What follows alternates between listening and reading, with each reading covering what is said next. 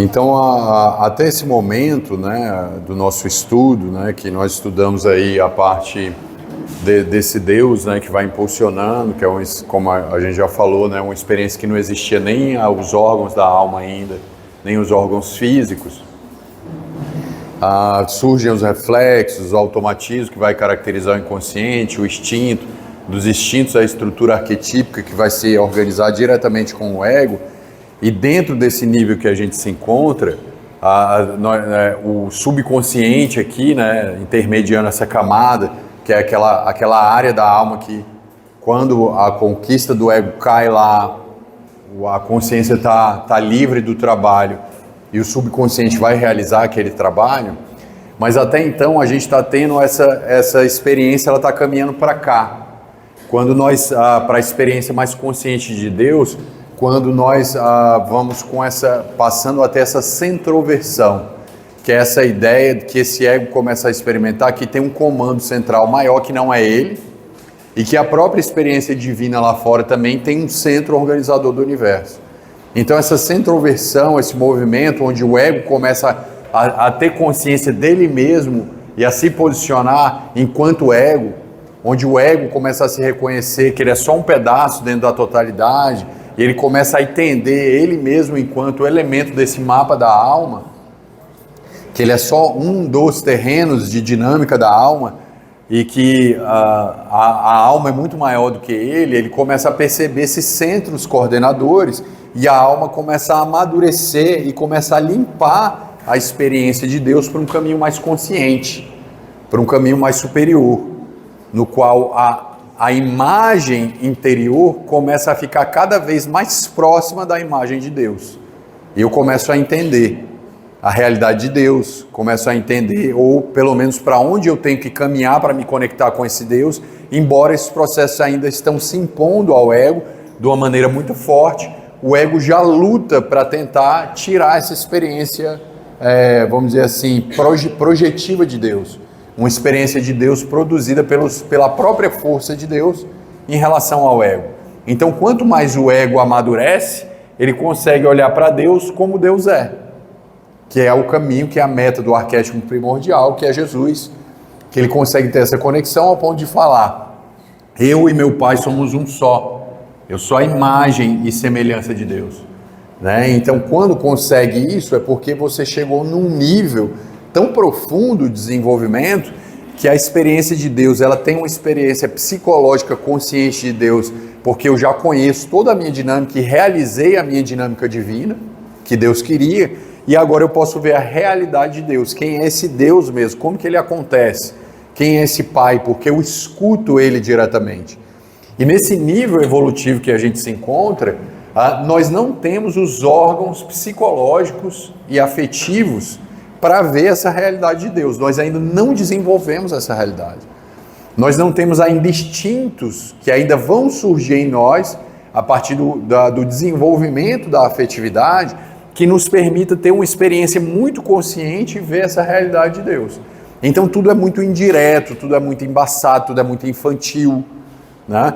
Como aqui no Ocidente, a experiência de Deus é uma experiência muito arquetípica, ou seja, é uma produção do inconsciente enquanto experiência religiosa, do mesmo lado que constela o Deus Pai, constela também a criança junto, né? Porque é um par. Então, se eu tenho um pai, eu tenho que ter um filho. A gente até faz oração: Deus, cuida desse teu filho aqui, que é indisciplinado, né? Então, a gente se coloca nesse lugar de filho. Só que muitas vezes esse filho é infantil. Então, como que a gente vê isso na experiência espiritual? É aquele espírita que faz assim, né? Ele não pode ter nenhum problema porque ele trabalha no centro. Então, ele vai para o centro, ele entrega a cesta, ele dá passe, aí no dia que ele fica doente, ele se revolta e larga o centro, porque ele está cumprindo toda a cartilha. Então, eu fiz tudo que tu me mandou, tu me passou o dever de casa, eu fiz e tu me pune? Então fica uma relação infantil, é infantilizada, porque não é essa a lógica. Então a minha relação com Deus passa a ser infantilizada, porque constela os aspectos da minha criança em relação a esse pai. Então é essa lógica, tipo assim, eu sou bonzinho, eu tenho que ser bonzinho. Então lê o evangelho para querer ser bonzinho, aí monta uma persona. Não faz o processo de autoconhecimento. Então você lê o evangelho como se fosse uma cartilha automática, a partir dessa lente da criança ferida, e você monta essa estrutura. Não, está dizendo que eu tenho que praticar a caridade, está dizendo que tem que perdoar, que eu tenho que ir para o centro, que eu tenho que sacrificar. Aí você vai fazendo isso sem alegria, pesado, porque está com medo. Na realidade você está com medo de ir para o inferno. Então você cumpre, não é porque tem ressonância com a sua alma e que você encontrou algo para ter uma experiência luminosa. De meu Deus, era isso aqui, eu procurei isso a minha vida inteira, eu vou tentar achar esse trabalho, isso faz muito sentido para mim, né? É algo que me preenche, tem pontos ainda que me cansa, mas eu tenho certeza que é aqui que eu vou caminhar. É outra lógica, então você vai amadurecendo. Quando esse Deus constela o aspecto dessa criança ferida, aí fica nessa lógica de cumprir as tarefas cansativas do centro espírita, onde você você perdoa todo mundo, não tem mágoa de ninguém, não tem nenhum problema, é tudo certo, e você cumpre aquela tarefa e vai enjoando, vai ficando tedioso, porque não tem ressonância com a alma. E você está fazendo pelo quê? Pelo medo de ir para o inferno, um inferno consciencial.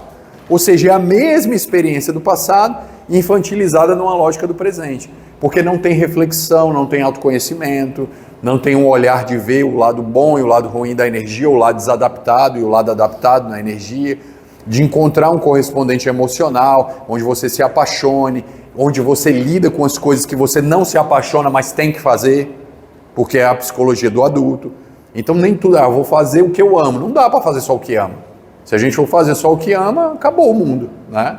A gente vai ter que forçar um trabalho, e na grande maioria das coisas a gente faz porque precisa, porque é uma necessidade, e só uma psicologia mais amadurecida para dar conta dessa realidade. Então a nossa relação com Deus nesse período inconsciente passa por uma visão muito infantilizada. É uma visão muito de eu vou cumprir a tarefa para ser o bom menino para tu não me punir. Isso é inconsciente.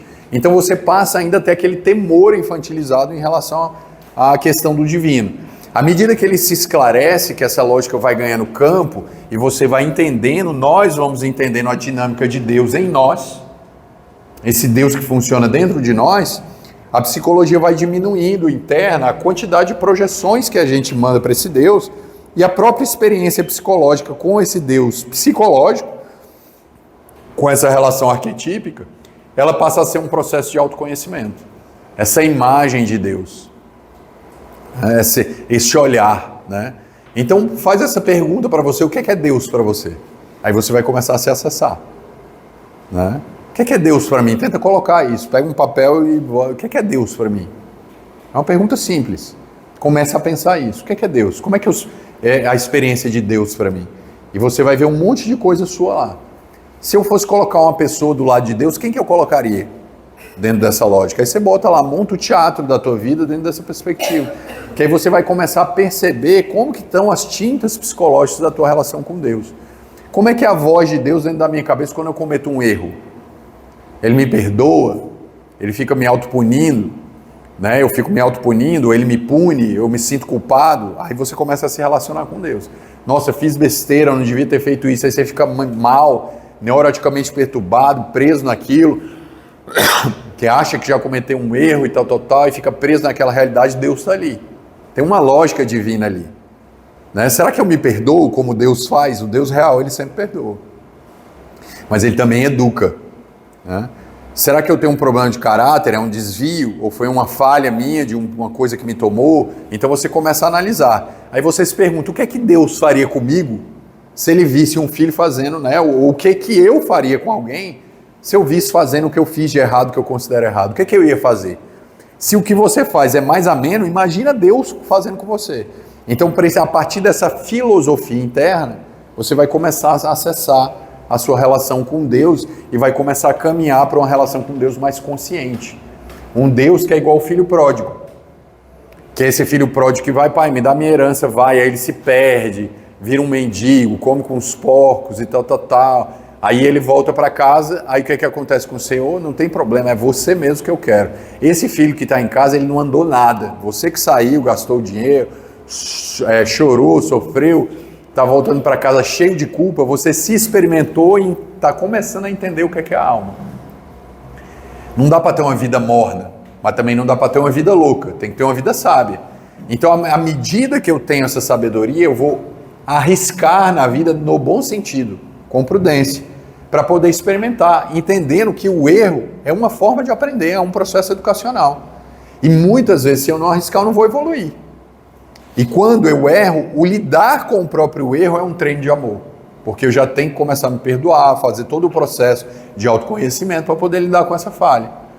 E eu começo cada vez mais a entender Deus a partir dessa lógica. E quando a gente vai fazendo essa realidade, nós começamos a limpar essa imagem de Deus das nossas projeções. E ficamos mais próximos do luminoso, das experiências luminosas positivas. Então, à medida que a gente vai ganhando em autoconhecimento, o luminoso vai dando aquele sentimento de alívio, de salvação, de atração, de encanto. A gente vai querendo se dedicar, surge aquela paixão santa, que é uma experiência luminosa. Dos grandes missionários, né?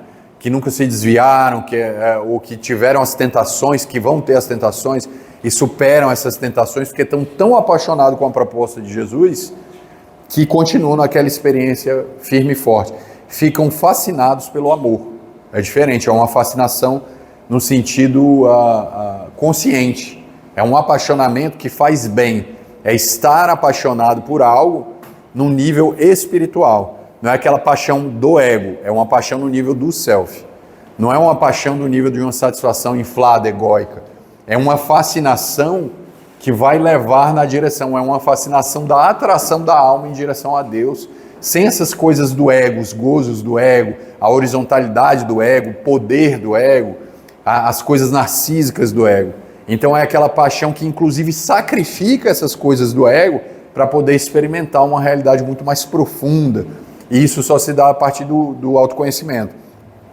Dentro dessa lógica, o servir se torna fascinante, se torna luminoso, que é o servir de Jesus, é o servir de Paulo, é o servir de Chico Xavier, é o servir do Divaldo, é o servir do Gandhi, de todos esses missionários que estão aí dentro dessa realidade e que se entregaram e deram a vida para aquela realidade. É o servir do cientista, né? Igual a pessoa chega para o Einstein, né? Ficou muito famoso com as teorias, viajou o mundo inteiro e tudo, aí naquela confusão, cheio de repórter do lado, aí chega uma pessoa para ele, nossa, eu dava tudo, eu dava a minha vida para ser você, inteligente igual a você. Ele falou, eu dei a minha vida, né? Eu dei a minha vida para ser o que eu sou, eu sacrifiquei um monte de coisa estudando para poder ser o que eu sou. Então fica aquela coisa fantasiosa, não é mais uma fantasia, é uma realidade, um trabalho introjetado. É a realidade, um trabalho conquistado, no qual gera sentido existencial. Quando a gente fica no nível do ego, fica neurótico, a gente faz e não fica satisfeito. Você faz e não tem sentido, muito pelo contrário. Você fica até em crise, nossa, eu tenho todo o dinheiro, toda a beleza, viajo para todos os lugares e estou sentindo um vazio. Fica sem sentido. Então, até as potências da extroversão que foram conquistadas e que precisam ser valorizadas, elas não dão preenchimento. Então, instala-se um tédio, uma depressão, uma melancolia. A consciência sempre acusa que está faltando o alimento espiritual. Até mesmo nos estados onde não tem a abundância material, né? Mas que de alguma forma lida com a vida, com essa ausência de injeção de energia na vida espiritual, acaba também ganhando esse contexto de esvaziamento, de distanciamento luminoso. E qual é a tendência? Um processo de compensação dessa realidade em experiências emocionais muito fortes, muito exaltadas, né? Viaja muito, vai muito para festa, bebe muito, vai muito para o futebol, aí fica tudo muito. Porque se parar tem que entrar em contato consigo mesmo, aí sente tédio, a melancolia. Então aquele espaço ele precisa estar sempre preenchido por coisas que não preenchem para fazer a cisão, para não entrar em contato. Então a alma compensa em experiências emocionais. Nossa, foi ótimo, passei 5 dias lá numa festa, virando dia e noite naquele negócio, gastando energia e saúde num evento que quando voltar para casa vai se sentir sozinho outra vez. Então é um processo que não nutre, que ele não vai na essência do processo. Então, quer dizer que então não posso me divertir? Não, não é essa a ideia, não é abolir isso, mas ter a dose da sabedoria, o que te faz bem, o que não faz bem, que nem tudo que é social vai te levar para uma condição de lucidez. Então, quando o ego começa a entender isso a partir de uma maturidade, ele sabe que o principal caminho para que ele possa encontrar os valores de uma consciência superior é sacrificar coisas que dão prazer nessa consciência inferior.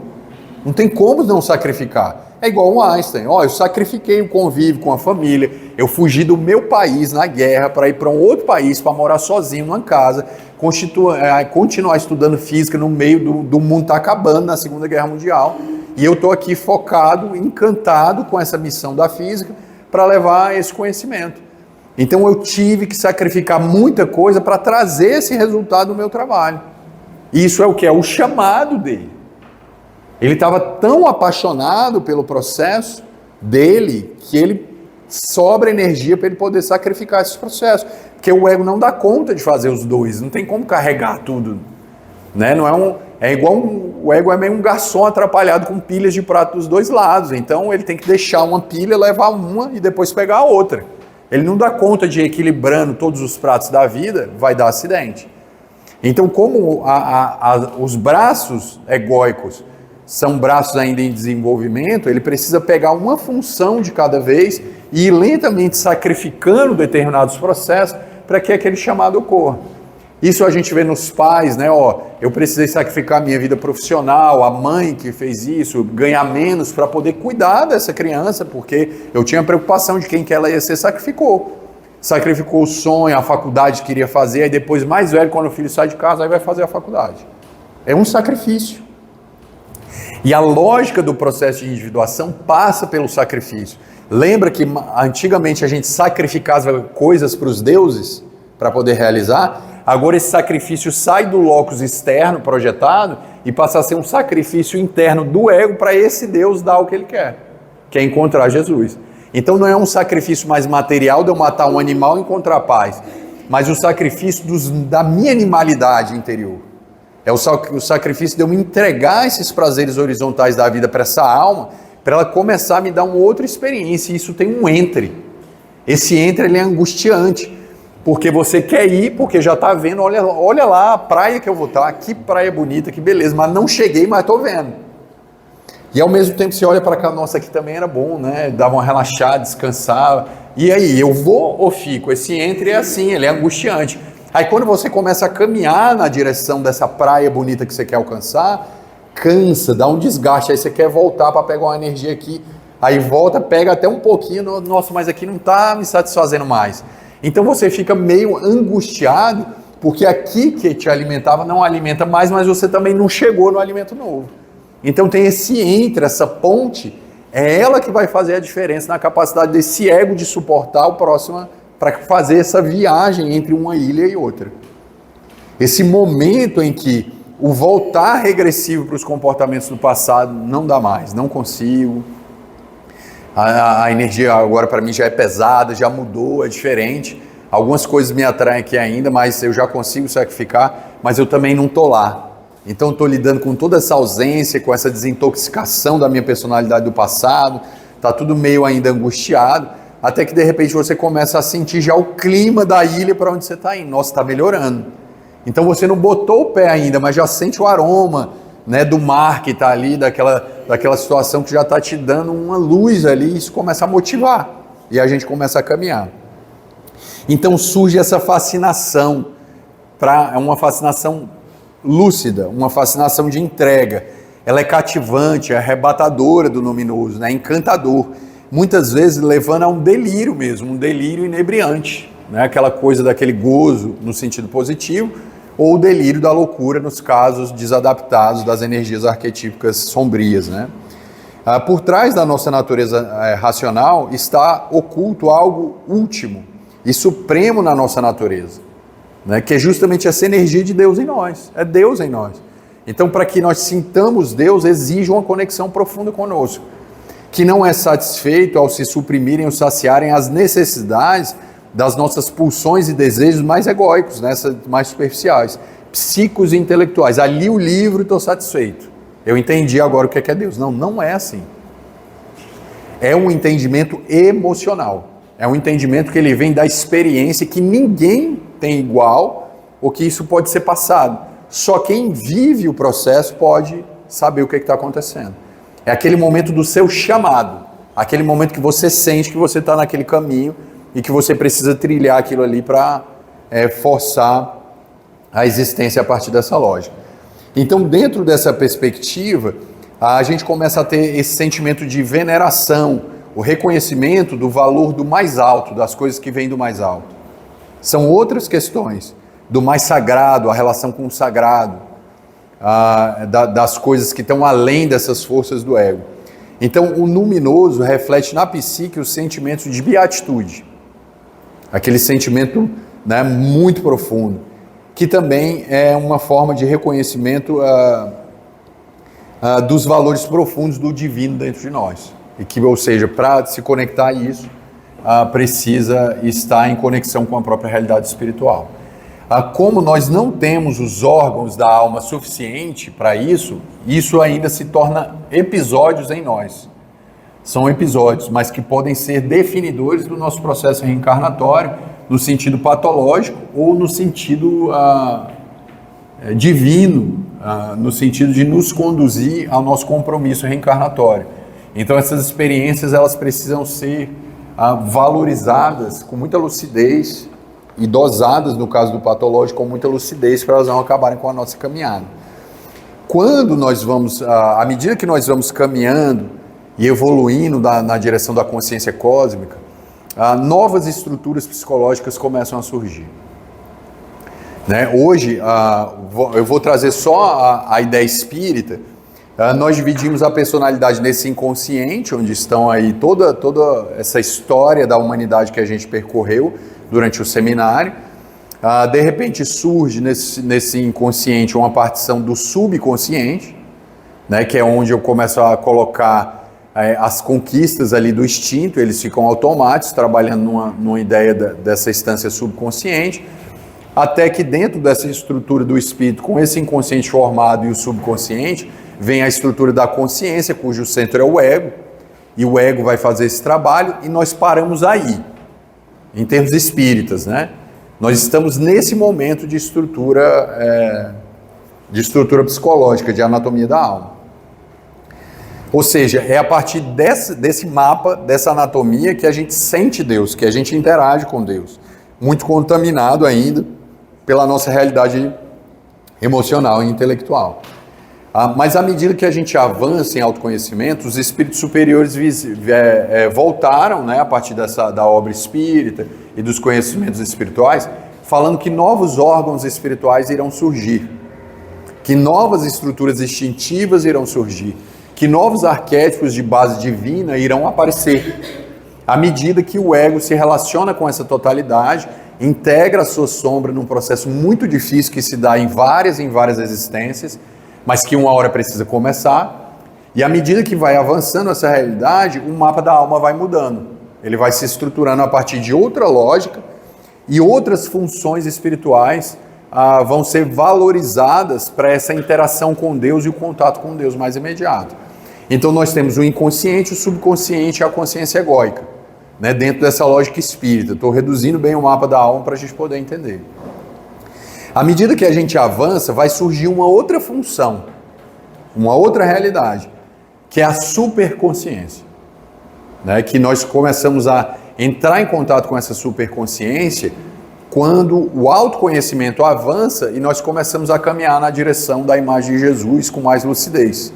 Deus vai se tornando uma realidade dentro de nós e fora de nós, enquanto alma, intrapsiquicamente e extrapsiquicamente, numa realidade externa a nós, e vai, à medida que isso acontece, aí a gente vai entrando nessa comunhão que Jesus fala, nessa comunhão de que eu e meu Pai somos um só.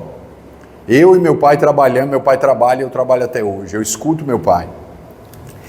Quando nós trabalhamos no sentido egóico ainda, né, no sentido do ego, de uma forma bem resumida, assim, é como se o ego se situasse, a gente colocar o ego nessa camada aqui, da cruz, dessa cruz das divisões, é como se o ego, ele não dá conta de abarcar toda a realidade da psique Então, ele começa a partir a psique em várias partes, né? O ego em si não, mas o self, para tentar abarcar essa realidade. E dentro dessa lógica, ele passa a usar mais uma coisa do que outra. E isso causa um prejuízo de imediato na própria interpretação da realidade divina. Porque quando a psique começa a produzir as funções psicológicas, nós podemos pensar a psique como se fosse uma cruz básica que interage com o ego aqui, né? Com esse ego. Dentro dessa lógica aqui. Então, por exemplo, eu tenho a função pensamento, sensação, intuição e sentimento. O pensamento é oposto ao sentimento. Se eu trabalho muito na ideia do pensar, nessa lógica racional, analítica, aqui essa faixa daqui, ó, tá no inconsciente. Isso aqui está no inconsciente. Então, a minha função, meu braço esquerdo, ele está imerso dentro da água do inconsciente. Está mais inconsciente para mim essa função. A sensação, ela vai ser oposta à intuição. Se eu sou uma pessoa sinestésica, que eu me organizo na vida pelos meus cheiros, pelos sons das coisas, e eu me organizo através dessa função, a minha intuição, essa cruz, essa haste da cruz, ela vai movimentar nessa perpendicular aqui, e a intuição vai cair para o inconsciente. Então, um par das funções vão ficar imerso no inconsciente. E o outro par vai ter um par principal e um par auxiliar. Né? Um par principal, mas um deles é o principal e a outra vai ser auxiliar. Então, por exemplo, se eu sou pensamento, eu só posso ter a sensação, ser sensação em pensamento ou intuição em pensamento. E as outras duas vão estar embaixo aqui me dando trabalho, forçando para ser reconhecida aqui para cima. Porque o ego não dá conta de assimilar as 4 pontas da cruz de uma vez. Então, você tem pessoas, por exemplo, que podem ser intuição e ter como auxiliar pensamento ou sensação. E as outras duas estão imersas aqui no inconsciente. Então, essa cruz gira e ela fica trabalhando nesse eixo aqui com uma principal e um auxiliar. E as outras duas no inconsciente. Deu para pegar? Então, duas ficam para cima sendo uma principal e duas ficam para baixo como função inconsciente. E elas ficam tentando acontecer para fazer as 4 funções aqui. Então, a gente não tem uma superconsciência que pegou tudo. A intuição é uma função psicológica muito isolada. E quando ela está aqui, ó, quando elas estão juntas aqui, elas ficam quase que em fusão. Isso pode... Né? Esses 2 círculos ficam juntos e essas duas aqui, elas quase ficam assim, ó. Como que a gente vê isso? Por exemplo, eu posso, se a minha sensação e o meu sentimento são inconscientes, estão mergulhados no inconsciente, aí quando eu tenho ansiedade no nível físico, eu como para matar a ansiedade. Ou seja, eu tenho um sentimento que eu mato ele na sensação. Está indiferenciado. Eu não consigo falar, nossa, eu estou ansioso, porque eu vou fazer uma prova, e o meu organismo está reagindo, isso tudo é muito fisiológico. E qual é o sentimento que eu estou tendo? É medo? Está bem discriminado? Eu não preciso comer para matar aquilo. Fica bem discriminado. Então se eu estou tendo um sentimento de ansiedade, eu vou lidar com isso no nível do sentimento. Então não preciso tomar um remédio na sensação para cuidar do sentimento da ansiedade. Entendeu? Fica indiferenciado aqui o processo. Isso se dá muito, principalmente com questão alimentar.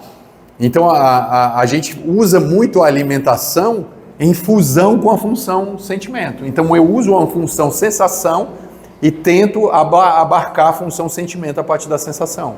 Faz sentido isso ou não? Ou seja, porque está indiferenciado, elas estão mergulhadas para o inconsciente e estão aqui juntas como se fosse uma coisa só. Isso a gente aprende desde criança. Imagina, você não sabe falar nada. Você está com fome, você não sabe que você tem corpo, que você tem um estômago, e de repente aparece uma coisa, está doendo aqui, aparece uma coisa na sua boca e a dor vai passando. Olha que mágico. Ou seja, através da sensação eu aplaco a dor e a angústia que eu estou tendo, que não tem nenhum nome. Então a criança é assim, está indiferenciado. Então quando eu começo a partir em processo de diferenciação, aí eu começo, isso aqui é sentimento, isso aqui é sensação. Isso aqui é intuição, isso aqui é pensamento. Então eu começo a trazer as funções para a consciência. Faz sentido isso? Aí eu vou criando uma consciência maior dos meus processos. Eu sei o que eu sinto, eu sei o que eu como, eu sei que o meu corpo dói e onde o meu sentimento dói. Eu sei o que eu penso e os pensamentos que o que eu tenho atrai tais sentimentos. Então fica tudo muito separadinho. Fica tudo muito bonito. Eu consigo dar nome aos sentimentos. A gente até tem por exemplo, uma mandala de sentimentos. Você pode fazer isso. Dentro dessa mandala tem vários sentimentos. Aí quando você tiver com fome, você está ali naquele algo de estresse, tá? Eu vou comer um doce, estou louco para comer um doce, ou vou fazer a prova, vou comer alguma coisa, você pega a mandala e tenta identificar o que você está sentindo, para gerar discriminação. Então é aquela ida à geladeira que você olha a geladeira, procura e não vê nada, né? Que está muito fundido ali com aquele processo afetivo. Então a comida ela traz esse alento, esse conforto, né? Então passa por isso, porque está em fusão com o processo de sensação. Quando você olha para a mandala dos sentimentos no meio da fome, você começa a discriminar e separar as funções. Você começa a separar e elas começam a fazer esse pêndulo para cá para tentar tornar mais próximo da linha da consciência. Então você começa a discriminar, então para de usar a afetividade na descarga da afetividade na descarga da sensação com outros processos. Então você pode ter isso, por exemplo, no uso de drogas. Pessoas têm ansiedade, muita ansiedade e fuma numa fixação oral. A droga, ela sempre tem a ver com a nossa personalidade, né? Então, por exemplo, o retraído, o tímido, ou sem energia, claro que não é sempre, mas ele vai optar às vezes por uma cocaína da vida para poder ativar a função inferior, que ele não consegue ativar, né? Então eu tinha um artista aí da música eletrônica que ele era extremamente introvertido. E ele ia fazer as apresentações dele, começou a fazer tanto, e aquele desgaste de estar com as pessoas. Porque como ele era introvertido, relacionar, eu sou teu fã, eu adoro tua música, ele ficava extremamente desgastado com aquilo, porque ele era introvertido, que é um movimento geral. Isso aqui pode se dar na introversão e na extroversão. Tudo isso aqui, né? Ou vai para fora ou olha mais para dentro. Não vou entrar muito nisso não, porque eu quero abarcar a questão da superconsciência. Mas a ideia é essa. Então, por exemplo, a Amy Winehouse, né, que ela tinha essa característica, ela queria que eu quero que eu ouça a minha música, mas não quero pagar o preço da fama de quererem me tocar, de querer ter toda aquela ideia, aquilo desgastava ela. Então, para fazer essa função que era um desgaste para ela aqui de introversão, ela usa a droga para ativar a função que está inconsciente. Então fica extrovertido, fica mais afetivo, faz funcionar. Como esse artista que era lá, ele tinha crises de pânico, porque ele não aguentava mais aquele movimento. Aí tem até uma parte do documentário dele, no qual ele está dentro de um ônibus, indo para a apresentação dele lá do hotel para o estádio, onde ele ia se apresentar as músicas dele, e ele está com um livro do Jung, e ele fala assim, eu descobri que eu não sou doente, eu sou introvertido. E ele já estava pâncreas destruído, estômago destruído, porque ele começou a usar muita droga e acabou desencarnando por isso, para poder dar conta. Então ele começou bebendo para ficar alegre, para ficar extrovertido. E foi entrando... Porque se ele não fizesse isso, era um desgaste. Ele foi contra o processo da libido. Então, se você pega, por exemplo, um extrovertido para ele viver a introversão, fica desgastado. Se você pega um introvertido para viver a extroversão, ele vai gerar um desgaste, uma saturação. Então, tem que ter a dose certa e respeitar essa lógica dentro dessas funções que trabalham. Então, essas funções elas vão predominar na consciência e outras vão ficar mais mergulhadas nas águas do inconsciente. Como a gente não tem essa estrutura egóica para poder assimilar as 4 funções, as funções ficam sempre partidas como subfunções. São funções que eu tenho uma função central, uma que auxilia aqui, né? Eu posso ser um pensamento, intuição, né, que valoriza as minhas intuições. Hoje eu acho que eu não vou sair, eu não vou lá ver o jogo do Flamengo, eu estou sentindo que vai acontecer alguma coisa. Aí valoriza a intuição. Não vai, porque é um tipo intuitivo, pensa, quando a intuição vem a pessoa escuta, então ela tem essa ideia. Então ela se posiciona na vida a partir dessa função psicológica, ela escuta a intuição. Então dentro dessa perspectiva, a intuição é ainda um lampejo, é uma coisa que vem muito de dentro, às vezes os espíritos até cutucam aqui, para ter uma intuiçãozinha, uma coisa, mas ainda é um momento. Ou seja, não é um órgão superior. Não é uma coisa que foi assimilada, saiu tudo do inconsciente, foi assimilado pelo ego aqui, e ele abarcar essas 4 funções porque fazem parte dessa estrutura superior dele. A gente está na cruz. A próxima consciência é quando tudo isso sair da água do inconsciente. Então vai formar um órgão novo. E esse órgão é a superconsciência. Essa consciência super, que os espíritos superiores falam dela. E essa consciência super, né, que eles vão dizer aí, essa superconsciência, ela vai formar também outras funções superiores, as superfunções. E a função principal como superfunção é a intuição. Né, que vai cair nessa realidade superior de integração dessas funções que estão partidas. Então a superconsciência ela tem uma sede física no corpo, dá para sentir ela encarnada. A sede física dela é a parte que decodifica, ela está muito ligada ao chakra coronário, né, o topo da cabeça, né, o crown chakra aí. Então está muito ligado a essa realidade, que está ligado a essa parte encefálica da epífise, da pineal, né, os córtices do cérebro aqui. Então, é o centro a parte física que conecta a superconsciência, é essa parte física. Então, ela é mediúnica, ela é paranormal, essa superconsciência. Ela é igual Jesus, levanta-te e anda, ó a superconsciência. Não é mediúnico, é paranormal. Então eu posso, cadê os pães? Traz aí a tina de água que eu vou transformar ele em vinho. É paranormal. Isso é a superconsciência. Foi um espírito que ajudou Jesus? Não, é da alma dele mesmo. Ele que manipula a matéria e causa isso. Isso é o efeito da superconsciência. Então eu curo, eu modifico a minha própria matéria e a matéria de fora. Ou seja, é psicoide. Lembra que os arquétipos são psicoide? Então eu me torno psicoide. Então eu afeto a matéria densa, eu ando sobre a água, eu multiplico os pães, eu multiplico os vinhos, produzo o vinho da água. Então eu trago toda essa realidade de afetar a matéria, porque agora eu sou lá e cá.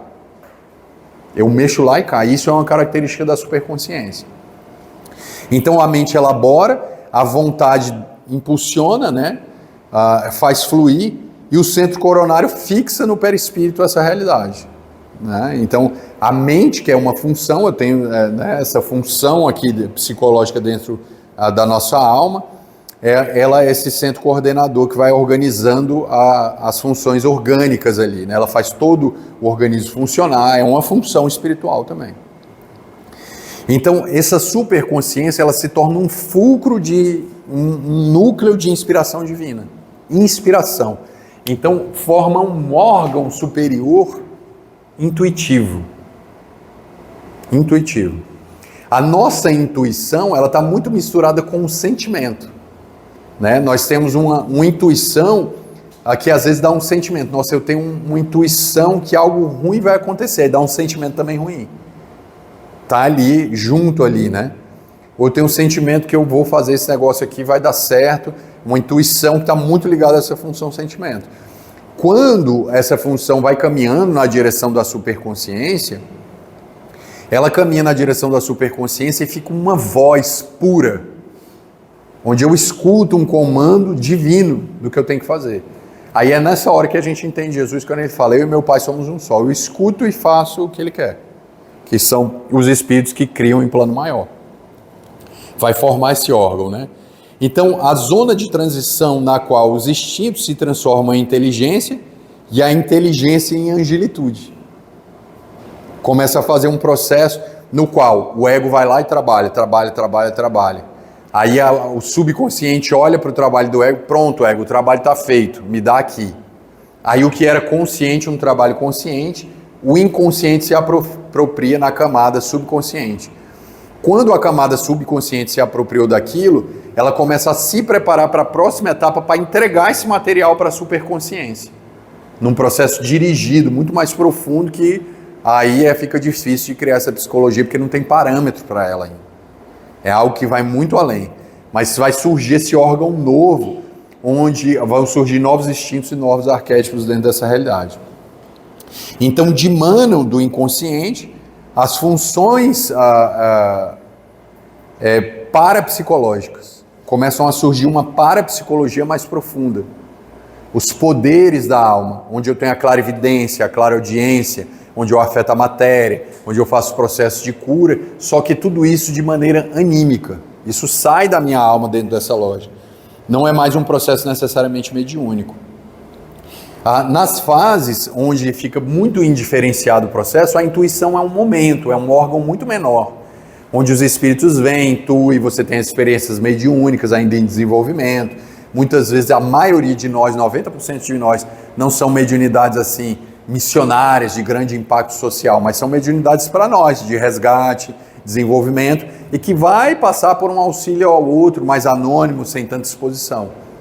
Então, ali já é um treino para essa superconsciência, essa sensibilidade mediúnica, a paranormalidade. Então, já mostra um superconsciente aflorando dentro dessa capacidade dessas antenas psíquicas que vão se desenvolvendo.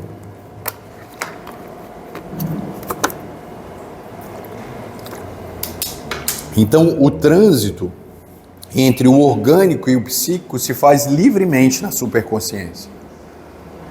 Né? É a imagem de Jesus, é justamente isso.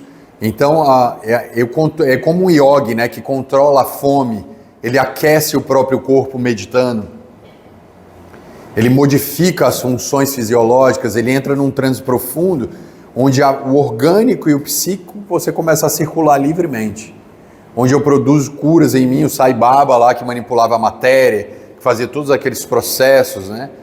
O Divaldo narra a experiência que ele teve, né? Que foi visitar o Sai Baba numa palestra, aí ele depois conseguiu ter um encontro presencial com ele, ele tinha um problema no coração, aí ele só botou a mão assim no coração do Divaldo e curou a angina dele, um toque assim, o Divaldo sentiu uma dor, parecia que ia morrer e recuperou aquele problema do coração. Aí ele mexia a mão e saía um relógio quente, assim, que saía da mão dele, umas poeiras, assim, que até o Divaldo guardou numa garrafa. Isso é uma palestra que eu vi do Divaldo, ele falando a respeito disso aí. Ou seja, esse trânsito livre entre as forças da matéria. Fica como se fosse um Deus mesmo, vai experimentando aquela realidade onde você manipula toda aquela realidade. Detecta energias, favorecendo a intercomunicação com o mundo espiritual. Então você escuta os espíritos superiores, você tem a intuição dos espíritos superiores, fica tudo mais claro, essa superconsciência começa a se abrir. Então permite o surgimento de outros órgãos de captação da mente, que nós ainda estamos em processo de desenvolvimento. As nossas captações, elas ficam muito a serviço da obsessão. Muito ainda, os espíritos ainda nos dirigem, principalmente os atrasados. A gente não sabe discriminar o que é a nossa personalidade do obsessor, não fica claro. Então os desejos do obsessor passam a ser os nossos com indiferenciação, que só o autoconhecimento pode produzir. À medida que isso vai forçando um processo de autoconhecimento a partir desse esforço egóico, a consciência vai se abrindo na direção dessa superconsciência, que tanto a Joana fala, o Pietro Baldi fala e outros espíritos vão falando dentro dessa realidade. Então permite essa paranormalidade que a gente falou, permite a mediunidade, mas ela também vai permitir manifestações artísticas, culturais, né? Manifestações materiais desses processos. Então são os grandes gênios, aqueles que produzem obras de arte que ficam eternas para nós, que conseguem, por exemplo, o Chopin, ele dormia, tinha um sonho com a música, e depois ele voltava, chamava a secretária dele, já surdo, e falava, anota aí antes que eu esqueça, que eu fui no plano espiritual, ouvi essa música, ele não falava plano espiritual, mas era isso. E eu vou ditar essa música para você. Então tem essa captação, né? Ele era uma pessoa extremamente excêntrica, né? Um cara nervoso, assim, de uma personalidade diferente, mas que já tinha essa sensibilidade através desses processos artísticos profundos, né? A gente vê naquele filme Amadeus, o Mozart, né? Com o Salieri lá que persegue ele. Então ele sentava no piano e tocava como se estivesse andando de bicicleta. Aí os outros tinham que fazer um esforço extraordinário para poder fazer o que ele fazia brincando, porque ele já havia vivido aquilo com grande profundidade. Inclusive é um espírito depois se comunica na Revista Espírita, dá uma comunicação para Allan Kardec, dizendo que mora em um planeta aqui do Sistema Solar, um planeta próximo, e que toda vez que surge um artista que enaltece a música dele, né, não dessa maneira egóica, mas no sentido de dar continuidade à obra artística, ele vem inspirar esses artistas. Então fica essa capacidade da superconsciência. É aquele momento onde o conhecimento precisa chegar na Terra, né, aquele conhecimento científico, aquele conhecimento cultural, e de repente tem cientistas em vários pontos da Terra começam a ter essa intuição, acho que eu vou pesquisar isso. Então é essa antena que está captando a vontade dos espíritos superiores e de repente alguém aparece e apresenta a ideia. Alguém captou aquilo porque a partir desse projeto da superconsciência consegue, a partir desse órgão da intuição que está se formando, consegue consolidar essa realidade. Então vai produzir a ciência, a cultura, os objetos materiais, pessoas que vêm com aquela missão com conhecimentos inovadores, né, que mudam a humanidade, como a questão do celular, o modelo de usar isso são conhecimentos que vão sendo largados pelos espíritos na mente daqueles que conseguem captar, e isso é produzido aqui dentro dessa realidade. Então a superconsciência ela consegue canalizar e se conectar com o psiquismo cósmico. Então a vontade agora é essa vontade de Jesus, de o que Deus quer que eu faça, como que eu vou agir para concretizar a vontade de Deus, né? Como que eu vou realizar o psiquismo cósmico que agora eu posso captar, que agora eu sinto como uma vontade que eu preciso realizar para ter essa comunhão com Deus a partir desse trabalho constante. Pela superconsciência recebe forças específicas para o desenvolvimento. Ou seja, para nós ela está aparecendo nessa mediunidade iniciante, ela está começando a se formar. Até numa paranormalidade, porque tem pessoas que têm uma paranormalidade, né? A capacidade de captar o pensamento do outro, né? A capacidade de conectar com experiências psicológicas do outro, de olhar para o outro e sentir você está com uma doença em tal lugar. Isso não é mediúnico, é uma paranormal, porque não tem espírito aqui, você está sentindo o outro. Então isso é mais paranormal do que mediúnico. Eu acho que tem eu não sei dizer o que é, mas tem uma energia estranha aqui em você. A pessoa sente isso. Então ela já está no nível energético. Então isso é uma paranormalidade que está se desenvolvendo, uma força anímica. Onde ela tem a clara evidência, tem um espírito passando ali, você vê nitidamente como se fosse uma pessoa. E você acha que é uma pessoa, às vezes vai lá. Eu tinha um amigo que era assim. Ele saiu de casa, a evidência dele era tão forte, a capacidade dele de efeito físico era uma capacidade muito além, assim, do que eu já tinha presenciado, que uma vez ele saiu de casa, estava andando na rua. Aí ele estava indo para um comércio lá no meio da rua, e de repente ele encontra uma pessoa, e fala, fulana, há quanto tempo eu não te vejo, e abraçou, e falou, colocou a conversa em dia, e conversou com a pessoa, e ele, um abraço, é muito bom te ver, e foi. Aí foi na padaria, comprou o que tinha que comprar, aí chegou em casa e fala, nossa, eu encontrei fulano de tal, mas ele está tão bem, está diferente, com energia. Ué, mas fulano morreu, tem muito tempo. Você não ficou sabendo? Fulano morreu. Ele não soube perceber a diferença. Ele encontrou o espírito. E era tão nítido para ele que ele não conseguia diferenciar que a pessoa estava morta. Ou seja, é uma captação paranormal. Não é uma coisa que um espírito, eu vou ampliar a sua visão para você ver. Ele estava sozinho. Olhou animicamente aquilo e começou a conversar. Então as pessoas olharam para ele na rua, o louco lá falando sozinho, ele estava lá. Essa mesma pessoa, ela estava andando, indo para o centro, e uma pessoa passou por ele. Aí ele olhou e viu que a pessoa ia morrer, numa briga de bar. Aí ele correu para a pessoa e falou assim, você está indo aonde? Não, vou para um baile, vou assistir um jogo lá e tal coisa. O fulano não vai para lá. Não vai, ele pediu, não disse o que era. Fulano foi e morreu. Ou seja, é a paranormalidade. Capta a energia, sente a energia, consegue prever. É uma questão atemporal. Não está nessa lógica, essa superconsciência. Essa mesma pessoa ela era colocada num quarto trancado, quando fechava o quarto ela aparecia materializada fora do quarto. Lá, materializada. Não era o corpo da pessoa. Uma vez morava numa região fazendária, uma região de fazenda, e como ele era um médium de cura, um médium curador, né, o orientador dele era um espírito de um médico, ele estava passando um sufoco lá dentro de uma fazenda, lá muito longe, né, naquela época muito precária, que o transporte era muito difícil. Aí foram e bateram na casa dele lá, você tem que ir lá ajudar no parto, tem uma mulher, o filho está para nascer, ela está com risco de morrer, a gente veio te socorrer, não tem médico, não tem nada, o médium ia lá fazer o processo.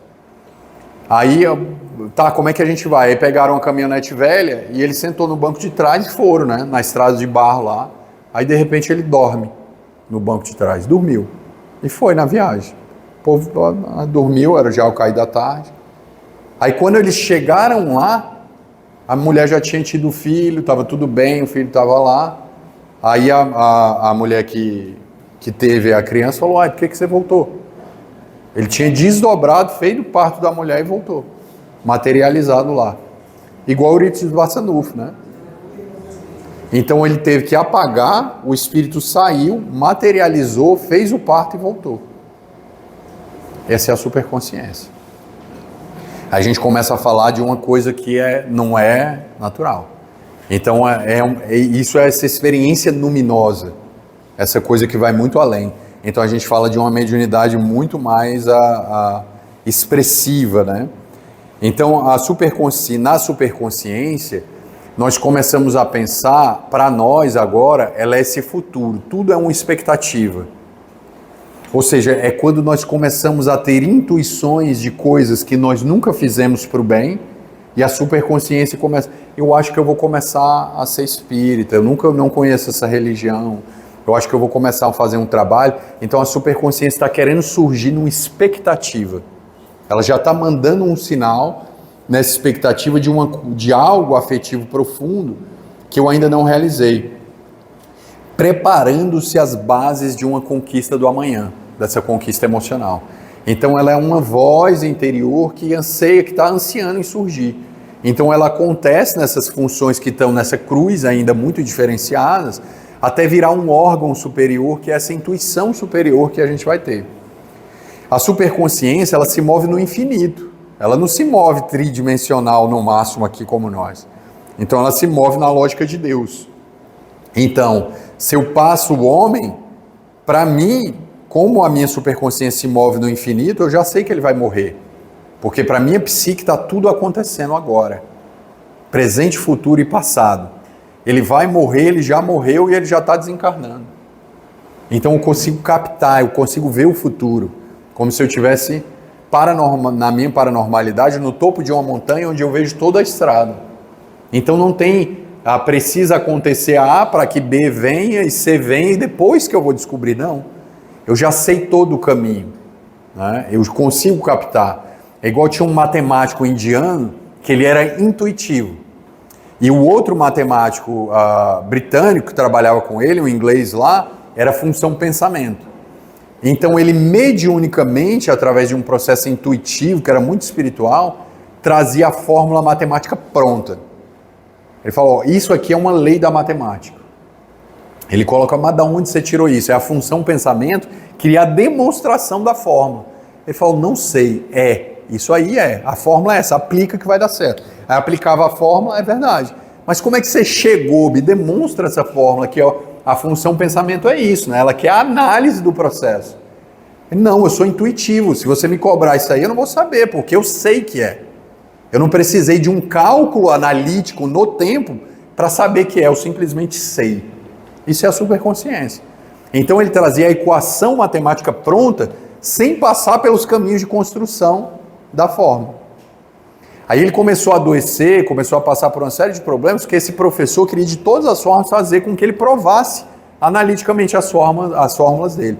Ele chegou a morrer e tal, e depois ele foi bastante reconhecido como um matemático muito de destaque dentro do campo da matemática, por essa realidade. Então, para ele, trazer as fórmulas era uma experiência divina. Os deuses da Índia que traziam aquelas fórmulas para ele. Era uma experiência arquetípica, luminosa. Ele captava a fórmula sem saber os caminhos da fórmula, mas ele sabia que era. Então ele colocava o processo, e depois os grandes matemáticos iam desvendar o segredo de como que ele havia chegado àquele pensamento, fazendo a engenharia reversa da fórmula para tentar saber o que a intuição dele produziu. Então isso é a superconsciência. Essa expectativa é o produto que já está ali. Eu sei o que é o passado, o presente e sei o que é o futuro. Eu estou nesse campo pleno da vida. A superconsciência é isso, então ela é um infinito. É uma fase possuída como um pressentimento, é o pressentir. Então eu sinto que aquele é o meu chamado, eu tenho um pressentimento, que se eu fizer isso vai ser bom, se eu fizer isso vai ser ruim. Então esse faro do órgão da intuição superior querendo acontecer. É a intuição consciente ou superconsciência, que é esse órgão que a gente está falando. Ela integra a consciência, ou seja, a fusão da consciência com o subconsciente vai gerar a superconsciência.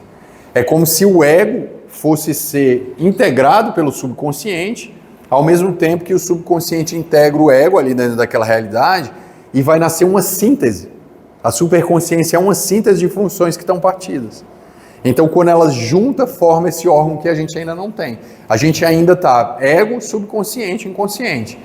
Quando tudo que está conquistado é automático começar a ser um processo que a consciência vai absorver, a gente vai conseguir ligar e desligar o automático, gerando a consciência superior.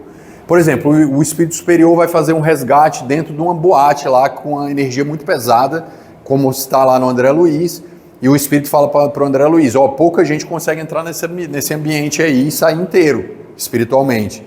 Então você vai ter que ir lá, porque a pessoa vai ter um aborto no meio da festa e a gente tem que ir lá resgatar o espírito, que ela vai abortar agora. Então você tem que estar com muita concentração e tal para poder entrar nesse lugar. Aí o que é que os espíritos falam? Eu não quero ouvir a música. Aí desliga o ouvido e entra. Ele consegue controlar a função. Você consegue desligar seu ouvido? Não tem como. Mas espiritualmente dá para fazer. Eu não quero sentir o cheiro, eu não quero ouvir. Então eu desligo aquela função, ou seja, o processo automático agora é dirigido. Eu escuto se eu quiser, se eu não quiser, eu não escuto. Percebe que saiu do automático? Saiu do reflexo? Se o som vem, eu sou obrigado a ouvir. Agora, quando eu estou numa superconsciência, em algo mais dirigido, quando o ego está fundido com o subconsciente, eu consigo controlar a função. Então, virou uma conquista, porque eu sempre vou ouvir, eu não vou perder mais, mas ao mesmo tempo eu escuto ou não, se eu quiser. Faz sentido? Ou seja, vira um processo super dirigido. É interessante demais, né, essa realidade. Então, ela não concebe a análise, ela é a síntese. É como matemática. Eu não quero analisar, eu sei. Eu simplesmente sei. Porque Deus mandou a informação. Caiu, eu escuto e agora eu sei que é. Então, essa coisa é muito profunda. Então, vai haver um deslocamento contínuo da consciência na direção do subconsciente, a integração dessas duas funções para gerar a superconsciência, onde o processo automático vai passar a ser dirigido e o processo inconsciente vai passar a ser superconsciente, causando o surgimento desse órgão. Todo o caminho percorrido da evolução, a zona da consciência tende sempre a subir para o espiritual. Lembra da régua do arquétipo? Saindo do instinto para o espiritual, deslocando-se para a superconsciência. O crescimento contínuo do subconsciente é uma preparação para poder assimilar a consciência. O crescimento contínuo do subconsciente vai assimilar essa função. Tem alguma pergunta? Querem falar alguma coisa? Eu perguntar se dá uma sensação mediúnica paranormal, né? Parece assim, na minha concepção, né? Que é o superconsciência muito relacionada com a mediunidade. Porque quando ele se desmembra, né? O espírito dele sai para o outro lado, se materializa. Não tem uma linha entre essa superconsciência? Em termos espíritas, para Allan Kardec, muitas coisas que são paranormais são mediúnicas. Né? Então, Allan Kardec ele não fala nessa divisão clara entre o paranormal e o mediúnico. O que seria o paranormal? É uma força anímica, que eu não preciso de um espírito para fazer ela acontecer. Então, nessa lógica, se eu tenho uma evidência, pode ser paranormal, mas para Allan Kardec é mediúnico. Né? Então, quando Allan Kardec olha para aquilo, você só vê porque você é médium. E talvez porque as funções estejam indiferenciadas ainda, depois vai abrir. Então, não é que Allan Kardec estava errado, mas ele está falando que o paranormal aparece muito conectado ao mediúnico, porque é a função que ainda está indiferenciada. Quando ela começa a abrir, o mediúnico vai ficar mais claro e o paranormal vai ficar mais claro. Porque aí eu começo a tornar isso mais diferenciado dentro dessa lógica, entendeu?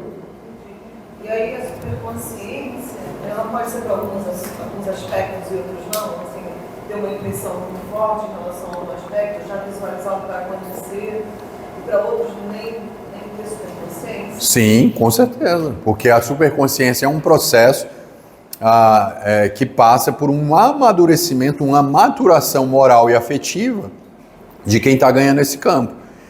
Tanto que fala, a mediunidade não é sinal de evolução. Allan Kardec fala isso. Mas à medida como essa mediunidade é usada, ela caracteriza a evolução. A mediunidade ela também é um órgão, é uma ampliação da capacidade energética. Mas como eu uso é diferente, né? Então é corpo, todo mundo tem um corpo, mas como eu uso o corpo é outra coisa. Eu posso destruir o meu corpo ou cuidar dele para poder cumprir minha missão. Então a mediunidade é da mesma forma. Então, mas a tendência é que quanto mais eu me amplio, mais eu penetro no mundo energético e físico com muita facilidade. Então eu começo a manipular as leis da matéria, da química, da física a meu favor e principalmente em favor do universo, para servir. Então há uma tendência de ampliação dos fenômenos psicoide, dos fenômenos que passam a ser de natureza mais diferenciada na minha psicologia pessoal. Entendeu? Daniel, eu vou fazer uma experiência na casa, que você já está mais ou menos a par. Sobre uma experiência nossa na casa. Nós recebemos há pouco tempo atrás uma informação de que um dos médicos, ou pelo menos através daquele médico, mas pode ser outros também,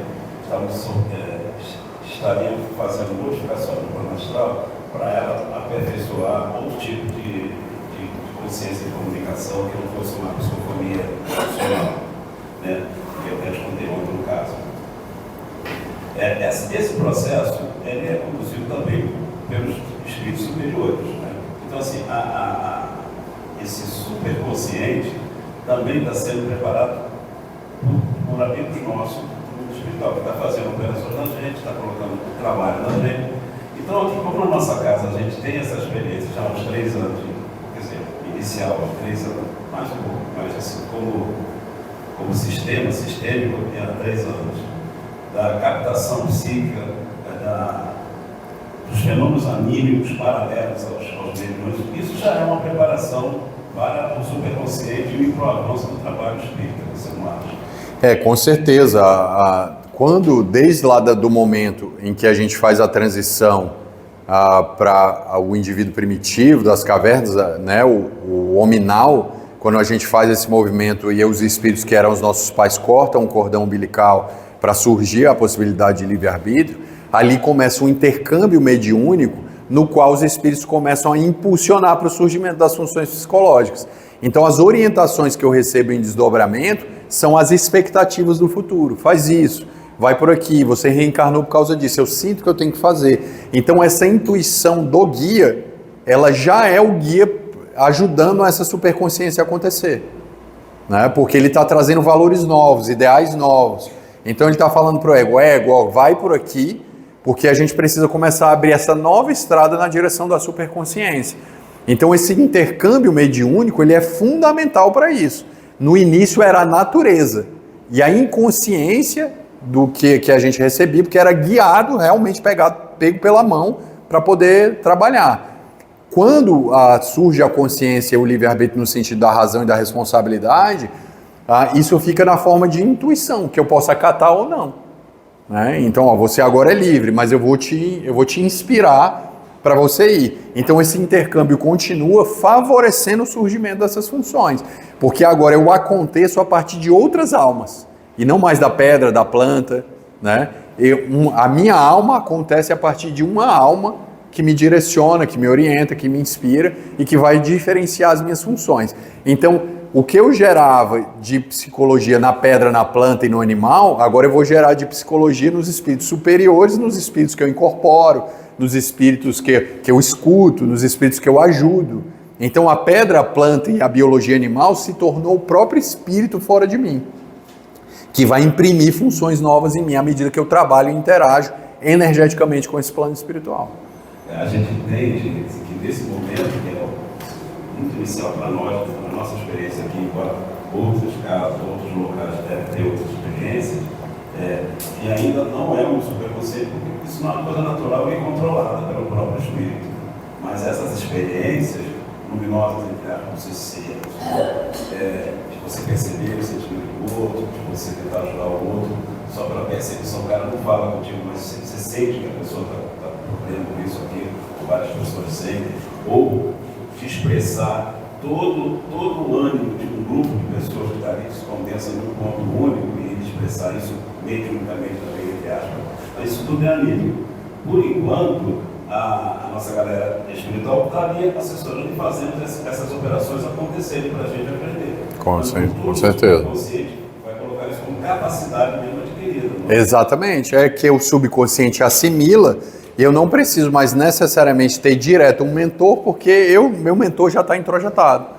E como virou um instinto, o que é o instinto? É a função psicológica que fez o teste de todos os caminhos e descobriu qual é o certo. Achei o certo, introjeto, guardo, e agora se eu escutar, eu vou pegar o caminho certo.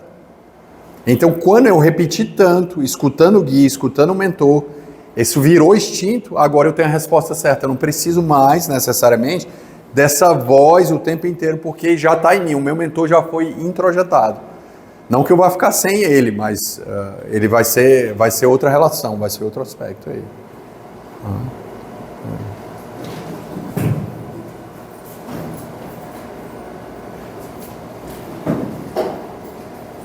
O que acontece com o Divaldo, ele não fez faculdade, ele não estudou, ele tem um nível médio só, né?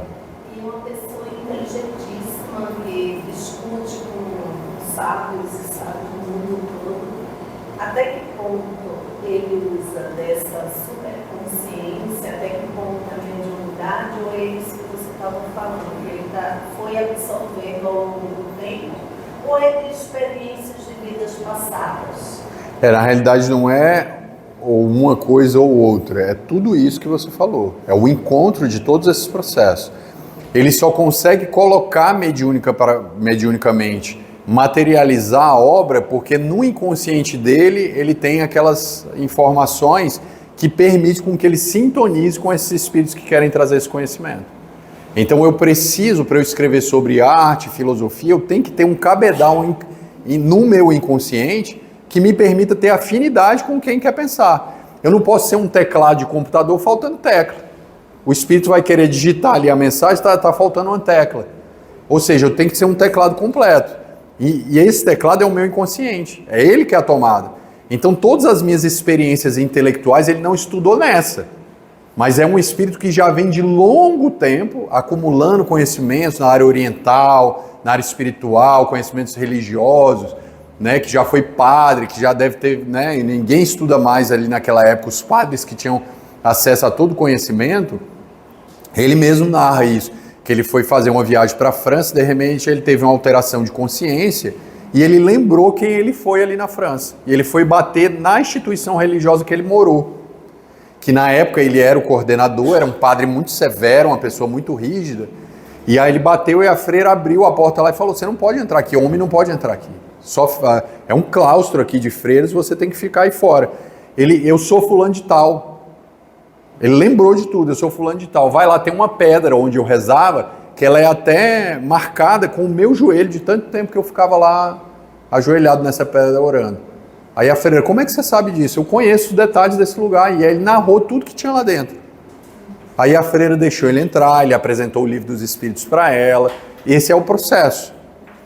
Então, na realidade, por exemplo, quando a gente pensa em Chico, quando a gente pensa nesses grandes médios que trazem essas informações e que hoje são intelectualmente desfavorecidos porque não passaram por uma história acadêmica, esse conhecimento está no inconsciente. E a mediunidade só acontece porque tem essa afinidade com esse conhecimento. Então são espíritos de longa bagagem, espíritos que já vêm trazendo toda aquela experiência intelectual e que agora a meta agora não é estudar, mas usar aquele conhecimento para os espíritos poderem, até os obsessores, né, ficavam fazendo chacota dele. Isso é ele mesmo que fala lá nas palestras dele, falando, você não é nada, você não é ninguém, você é um trompete, você só sabe as coisas que os espíritos sopram em você e você fala, né, tentando humilhar ele, desanimar ele dentro dessa realidade.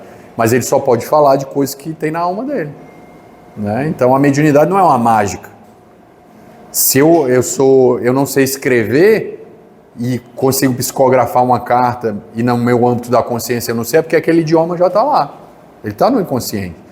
Ele foi fazer uma palestra, por exemplo, lá na Alemanha, ele psicografou em alemão arcaico, antigo, uma carta. Por quê? Porque está no inconsciente dele. Está lá, ele sabia o idioma. E ainda faz especular, ao contrário. Né? Para que você tem que virar a folha e olhar. Aí ele está no congresso lá em Paris, escreveu uma psicografia com Leon Denis, especular ao contrário em francês, ele não fala. Fala o português, mas de onde veio? Está no inconsciente. Lembra que eu trouxe o exemplo dos espíritos lá da Babilônia, que não sabiam falar português, que ficaram com problemas mentais? Na parte da tarde, ontem, que eu falei do exemplo, que eles renasceram muito grandes, truculentos, com problemas de déficit de cognição. Por quê? Porque o inconsciente ainda estava muito original. Então não é mágica. Eu tenho que atritar com a vida e pegar esse conhecimento. E dentro da minha riqueza espiritual, os espíritos vão poder atuar como uma ferramenta das minhas conquistas, dentro daquela realidade ali. Faz sentido? Faz todo, e ele é muito humilde, ele nunca, ou eles com isso, que normalmente ele atribui tudo à espiritualidade, e não a esse conhecimento prévio que é dele, a nossa consciência que é dele, isso é por humildade, né? Ele fala muito desses traços, né? Quando eu era adolescente eu assistia muitas palestras do Divaldo, né? Ele ia muito lá em Brasília, assim, eu não conheço o Divaldo pessoalmente, encontrei com ele só uma vez no trabalho que eu fiz lá na Mansão do Caminho, mas como a gente tem uma diferença muito grande de geração, não tive contato com ele assim. Mas a gente gravou um episódio junto justamente para preparar um estudo da série da Joana, online, onde tinha outros palestrantes, eu era só um deles e ele participou, né? Como o patrono da obra e tal. E eu lembro, quando eu era adolescente ainda, ele ia fazer palestra lá em Brasília, ou às vezes eu fui a Salvador assistir a palestra, eu sentava aqui, como está a Alina e o pessoal sentado aqui na primeira fileira, eu sentava, assistindo a palestra. Isso eu com 18, 20 anos vendo ele falar. Aí de repente ele está falando um negócio na palestra, aí eu pensava, mas isso aí não é assim, isso aí é tal coisa. Aí ele me respondia, na mesma hora. Ele nem me conhecia, nunca conhecia o Divaldo, né? Aí uma outra hora eu estava lá em Salvador, aí estava tendo um encontro fraterno quando ele começou, um dos primeiros encontros fraternos que tinha. Quando você ia para um resort, ficava lá com ele lá, ele atendia as pessoas, conversava. Aí eu fui logo no começo, quando ele começou a desenvolver esse trabalho. Aí teve um período que teve um coffee break, o pessoal saiu e algumas pessoas, como era um hotel muito bom, as pessoas assistiram a palestra e em determinados períodos as pessoas saíram para ir curtir alguma coisa do hotel. E até as pessoas que estavam comigo, os parentes meus, falaram, não vou agora não, vou lá na piscina pegar um sol. E eu fui para a palestra. Aí ele estava falando coisas de psicologia e tal. Aí eu sentado bem no meio assim ali do salão, como se fosse uma sala assim, era o dobro dessa sala. E estavam com cadeiras vazias igual aqui, porque as pessoas tinham saído. Aí ele falando e tal, não sei o que, falando do negócio, e aí ele olhava para as pessoas dando a palestra. Aí ele falou um negócio de psicologia, que ele estava falando lá e tal, nessa época ele até ficou rouco, pediu para outra pessoa dar a palestra. Aí eu pensando assim comigo, se ele já está falando isso de novo, isso aí eu já sei. Aí ele só falou assim, mas agora tem que praticar. Aí eu tenho que tomar cuidado, pode pensar. Foi na hora, eu pensei, ele, e olhava para mim assim, falava assim. Então é essa capacidade. Esse amigo que é médium, né, dos partos e tal, que a gente conviveu com ele muito tempo, na realidade eu conheci ele através da minha esposa, que ele era muito amigo da minha esposa, esse médium. Ele pediu, a gente estava tentando organizar algumas psicografias dele num livro. né? Não era a mediunidade dele, ele não fez isso direto. A missão dele era de cura, era psicografar as receitas, era fazer outros trabalhos e tal. Aí ele fazia testes com isso, né? O espírito ia psicografar a receita, ele tentava mudar. E não conseguia mudar o que o espírito estava fazendo. Era muito mecânico, a personalidade ficava anulada. Aí ele me entregou, as pessoas me entregaram uma série de poesias dele, que ele tinha psicografado de vários espíritos e tal, e não dava para formar um livro. Aí a gente estava mexendo na água fluidificada, assim, lá no centro, lá no interior, e eu pensando aqui, não vai dar para fazer esse livro não, as poesias estão muito fracas. Aí daqui a pouco ele começou a me responder o que eu estava pensando. Aí ele já perguntou, e o livro e tal? Você não podia pensar nada do lado, ele captava. No trabalho, ele conseguia ouvir também as pessoas que não gostavam dele. Sofrer, falar, aí ele escutava mentalmente a pessoa falando mal dele. Isso, ou seja, tem que ter um preparo. Porque na realidade ele vivia como um espírito, que está aqui, chega perto da pessoa e fulano está ouvindo. Então ele tinha essa capacidade, é uma paranormalidade, que é característica. Então esses médios têm essa capacidade. E, por exemplo, com o Divaldo aconteceu 3 vezes comigo isso. Essas lá em Salvador e lá em Brasília com essas questões. Eu pensava e ele respondia. Algumas vezes ele estava fazendo a palestra, dava para perceber que era o Humberto de Campos, que estava lá. Ele aparecia e ficava como se fosse uma pessoa atrás com um terno bonito, assim, uma roupa bonita, gola alta, e ele falando. Aí quando a gente estava lá em Salvador, ele falando, tem um dos espíritos está tocando violino enquanto eu estou falando. Enquanto eu estou tocando para poder harmonizar, falando para harmonizar o ambiente.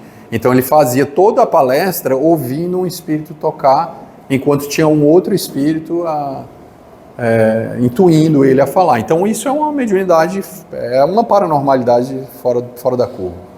Né? Para você fazer isso tem que ter uma renúncia muito grande. Né? Porque desde ir num açougue até você ir num cinema não é normal. Não dá para você, não consegue frequentar qualquer ambiente. Porque o mundo espiritual vira real. E você se castrar ou se privar de todas essas questões, você tem que ter um preparo. Tem que ser uma pessoa acostumada a esse claustro, uma pessoa acostumada a renunciar, a viver muita coisa, porque às vezes não dá nem para estudar. Você imagina, você botar para uma pessoa dessa fazer uma faculdade, ela vai ter até às vezes acesso a até coisas e informações que uma pessoa normal não tem, até para fazer uma prova é diferente. Então como é que é? Então a pessoa não estuda, ela não avança, porque a missão dela é viver para aquilo. Né? Você não pode se realizar em termos egóicos por um lado, de ter, eu quero fazer o pós-doutorado, o mestrado, fazer uma faculdade. Ele mesmo falou que queria fazer faculdade e não podia fazer, porque não era para aquilo. Não veio para ter esse estudo, é para a pessoa ser o porta-voz. Então imagina como é que é, você não vai fazer nada além disso. Você não vai casar, né? Você vai ter filhos que não são seus, ou seja, é uma missão. Quando você olha para isso, só uma pessoa realmente que já vem treinando muito tempo isso para poder entrar numa realidade. Isso não é simples assim. Então são preparos reencarnatórios de muito tempo mesmo.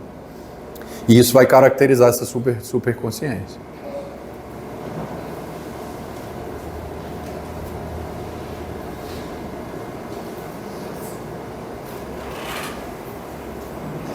Boa tarde, Daniel.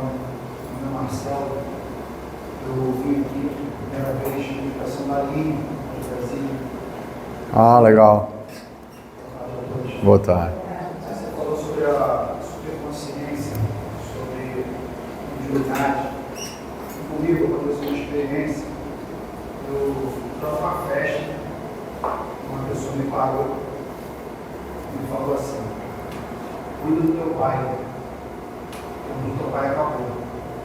Como meu pai estava meio desligado, eu simplesmente ignorei tudo. No outro dia eu comentei com uma pessoa, um familiar, isso foi na sexta-feira. Meu pai foi atropelado sábado às 8 horas. Antes do meu pai ser atropelado, eu estava junto com ele. A gente estava conversando sobre o Fluminense, a gente estava assistindo o jogo do Fluminense. Eu entrei no carro, eu fiquei aproximadamente uns 3 minutos dentro do carro, olhando para o meu pai. A pergunta pergunta que eu tenho para o senhor é o seguinte: falou sobre o dom que as pessoas têm de prever. Pode ser mudado? Como você citou, ele avisou, não vá nessa festa, você vai morrer. Pode. Pode ser mudado? Pode. Poderia ser um agente para impedir que vai desencarnar naquele momento? Pode sim. Allan Kardec, inclusive, traz isso no Livro dos Espíritos, né? Nem tudo está traçado. Se você sabe que ali tem uma construção e a chance daquele tijolo sair da parede e cair na sua cabeça, não passa lá. Então, se você sabe ficar arriscando, pode ser que não seja a sua hora de morrer e você morreu por acidente. Inclusive, teve uma história lá com esse médium, um amigo nosso, o Valério deve lembrar disso, que tinha uma menina que foi para um bar nessa cidade onde esse médium morava, e ela estava lá no bar, não é a hora dela morrer, teve um tiroteio, ela morreu com a bala, e não era o dia dela morrer. Aí depois, na reunião mediúnica, o espírito do médium Salvino, né, que é esse médium que foi amigo nosso durante muito tempo, que era inspirado pelo espírito Gordô, Antônio Gordô, falou, não era para essa jovem estava lá, foi um acidente, não era o dia dela desencarnar. Se ela estivesse em casa, ela não era para ela ter morrido. Que não é o caso. Mas aí vem também, por exemplo, o Chico estava em casa e ele recebeu a notícia, o Arigó vai morrer hoje. Vamos preparar para poder receber ele na espiritualidade. Ele morreu de acidente de carro. Ou seja, ele não estava no lugar errado, era a forma realmente que precisava... Eu poderia ter sido um agente para impedir aquilo? Não, se for o compromisso dele, se não fosse daquele jeito, ia ser de outro jeito. Porque a forma como a gente morre é a forma como a psique precisa.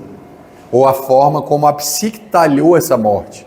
Até a forma de morrer. Por exemplo, o meu pai morreu de acidente de carro. E a gente sempre viajava de carro. Na vez que ele morreu foi a única vez que a gente não foi de carro, só estava ele. Então não corre solto. A gente pode evitar algumas coisas pela prudência nossa. E não é igual fumar. Com certeza você vai morrer antes.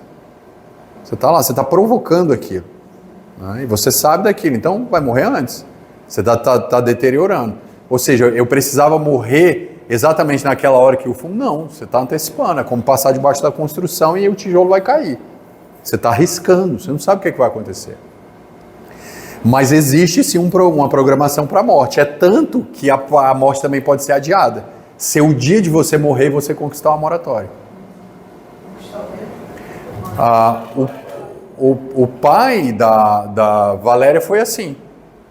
Ele tinha um compromisso espiritual e um caminhão passou em cima do carro dele. Um caminhão se transformou, ficou igual esse computador fechado aqui. Passou em cima. Criou-se um espaço lá dentro que ele ficou parecendo um feto dentro do computador e saiu vivo. Aí o doutor Antônio falou para ele, a gente conseguiu uma moratória para você. A partir de hoje, observe, você vai precisar mudar alguns aspectos. Ele perdeu todos os dentes, ficou machucado, obviamente, com o acidente. E depois o espírito falou para ele, a gente conseguiu, era para você ter morrido hoje, naquele acidente lá. Mas a gente conseguiu prolongar esse processo para ver se você ainda cumpre as coisas que você precisa cumprir. Então ele ganhou um crédito e foi. Dizem que o Chico era para ter morrido antes também do que ele morreu, mas ele estava fazendo tão bem, né, o processo, que deixaram e prolongaram a encarnação dele aí, para ele aproveitar o máximo dessa realidade e voltar melhor do que ele já era como ser humano. Então isso é por um lado bom e lado ruim, entende? Vai depender das nossas escolhas e não corre a revelia, né? Não é uma coisa que corre a revelia. Então, se foi o dia dele e o médium, a partir de um processo de superconsciência, viu aquilo, é muito pouco provável que você poderia evitar aquilo, porque não é da sua vontade, senão você seria um Deus de controlar o poder de vida e de morte das pessoas. E ninguém na Terra tem esse poder. Nem o maior médico dos médicos tem essa capacidade. Então seria uma inflação nossa acreditar que você poderia evitar se fosse o dia dele. Se fosse qualquer imprudência dele ou qualquer coisa. Se ele morreu naquele dia e o médico sentiu, é porque aquela energia já estava constelada, estava lá. E aquilo precisava acontecer para ele ter um karma, como foi com meu pai. Resgatou alguma coisa com uma morte tão agressiva através de um acidente de carro. Resgata. E depois ele mandou psicografia e trabalhou essa ideia. Então a forma que morre é também importante para o espírito, é um resgate, a forma como morre. E isso trabalha muito aspectos psicológicos individuais. Da mesma forma, por que um morre dormindo e outro morre de acidente de carro? Isso não é por acaso. Então isso tem uma lógica psicológica que o espírito precisa daquilo. Tá certo?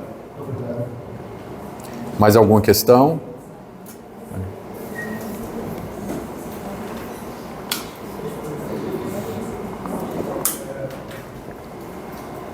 No caso da superconsciência,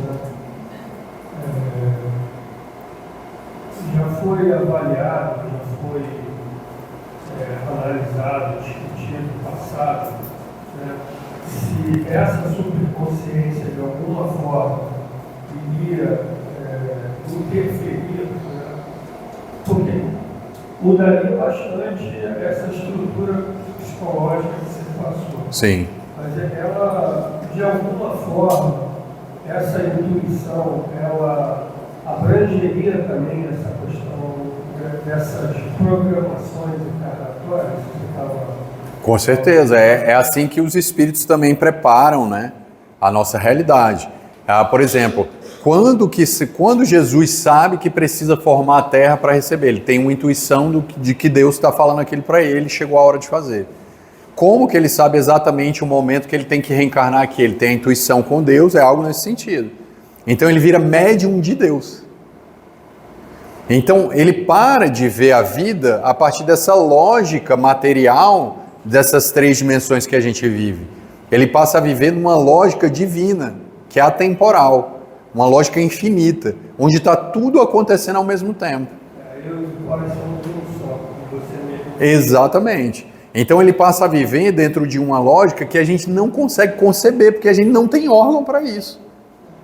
É como se você querer ver uma coisa que o seu olho não está pronto para poder assimilar aquela imagem. É como a gente querer ouvir um som que só o cão ouve, que o ouvido dele é pronto para isso, é tão sensível que ele consegue captar o hertz lá numa função muito mais baixa. Então tem um carro passando lá no shopping, lá longe, ele tá vindo. Então ele escuta isso, é uma sensibilidade muito maior. Então é um órgão que é diferente e que a gente não tem, a gente não sabe dizer. Mas, por exemplo, a psicologia transpessoal, ela já traz pesquisas a respeito dessa questão do que é essa superconsciência, e um dos valores centrais dessa superconsciência é o amor sociocêntrico, é um amor ao social. É um amor que não é mais um amor para fulano A, B e C, é um amor ao mundo. É um amor à natureza, às pessoas, faz parte dessa superconsciência. Então é aquela resposta de Gandhi. Gandhi, quem é o meu próximo? Tudo é o meu próximo.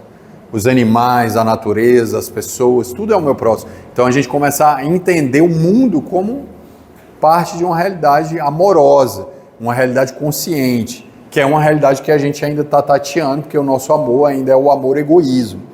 É um amor que está treinando, é um amor apego, um amor ainda muito próximo dessa função de consciência de sono, né, dentro dessa realidade. Mais alguma questão? Ou quer estar? Depois é você. Daniel,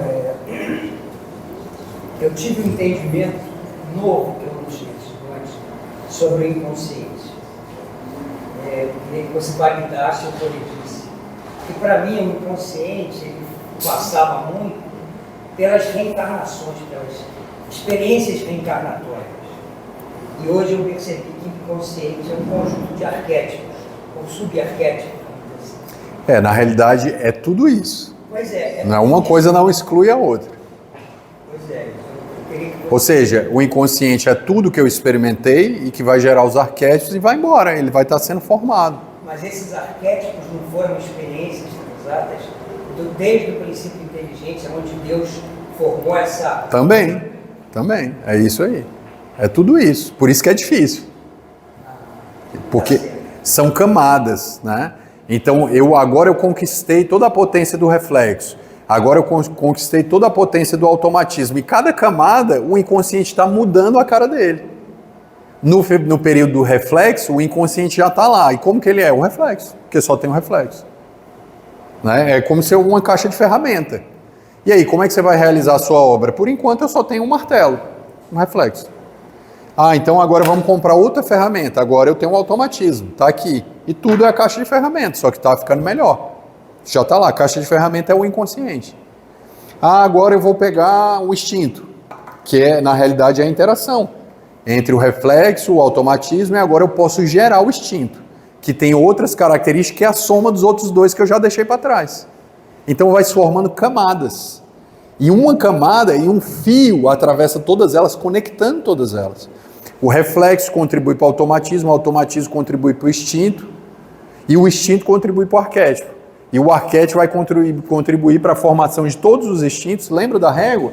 O instinto está na base do arquétipo. A régua é o arquétipo todo. O instinto faz parte do arquétipo.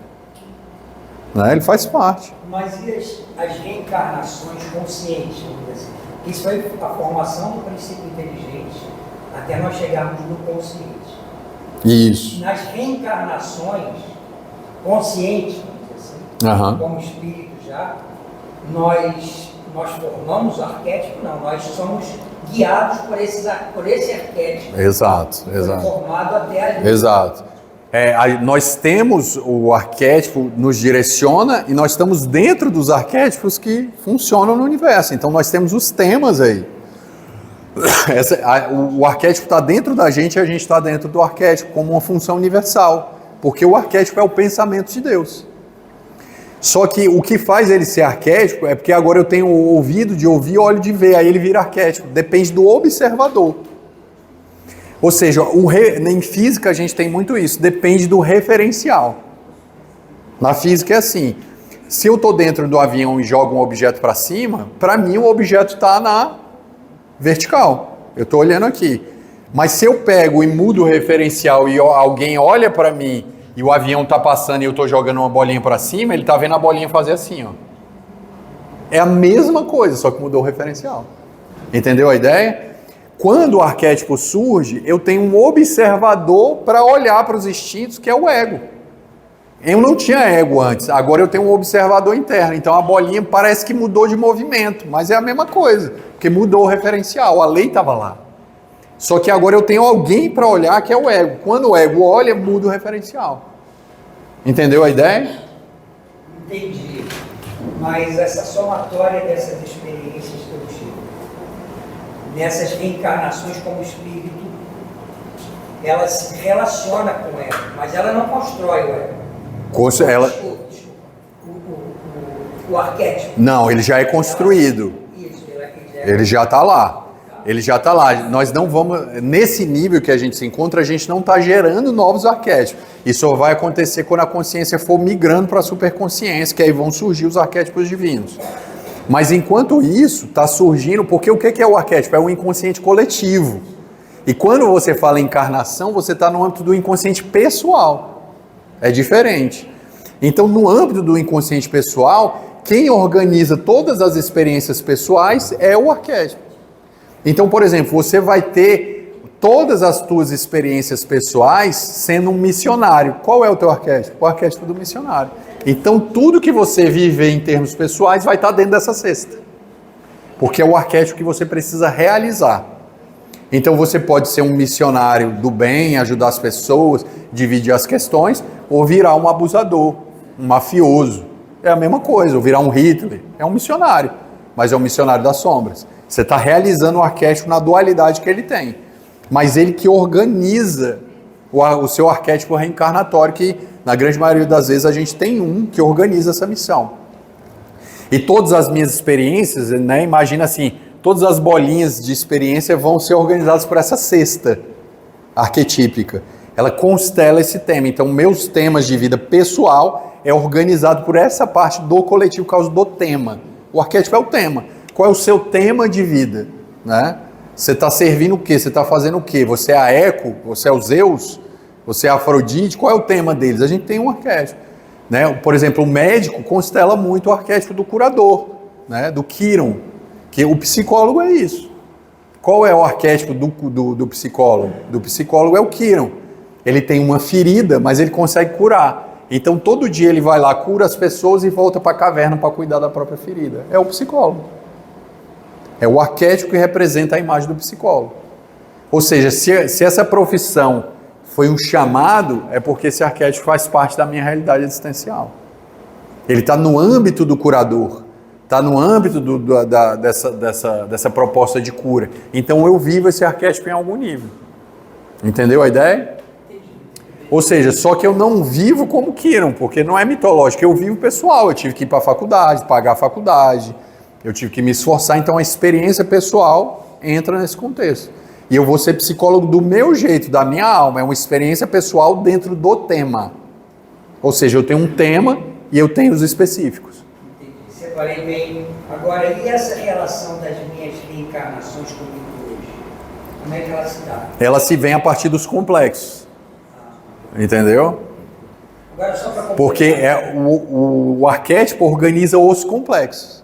Então é aquilo que a gente estudou, né? Você tem o tema arquetípico vai organizar os complexos, que são pessoais. Entendeu? O bojo que segura é o arquétipo, é o arque. E essa experiência individual é o complexo, que são os alter egos. Inclusive, uma encarnação é um colar de pérolas, porque elas são várias experiências. Aqui eu nasci, aqui eu sofri um trauma, aqui tá o meu trabalho, a minha persona do trabalho, eu fui vivendo, e o colar inteiro é a minha encarnação. Então, eu tenho vários pontos energéticos que vão vir visitar só essa bolinha aqui. Então, essa camada vai fazer vai fazer uma interferência dentro dessa realidade aqui, mandando energia. Entendeu? Mas quem organiza a minha vida, ela foi uma vida arquetípica em que tema? Ela foi organizada a partir de um veio. Pode ser mais de um, mas tem um que é mais central. Entendeu a ideia?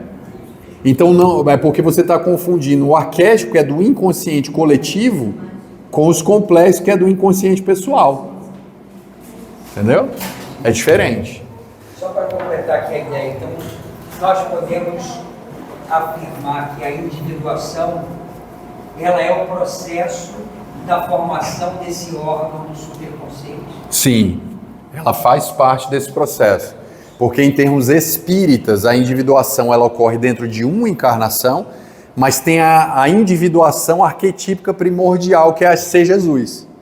Então, no plano espiritual, qual é a minha individuação central? Me tornar Jesus. E cada encarnação é um pedaço dessa individuação que vai se somando. Então eu tenho uma individuação na encarnação menor para somar com a individuação maior, que é me tornar Jesus. Porque eu não vou fazer isso numa encarnação só.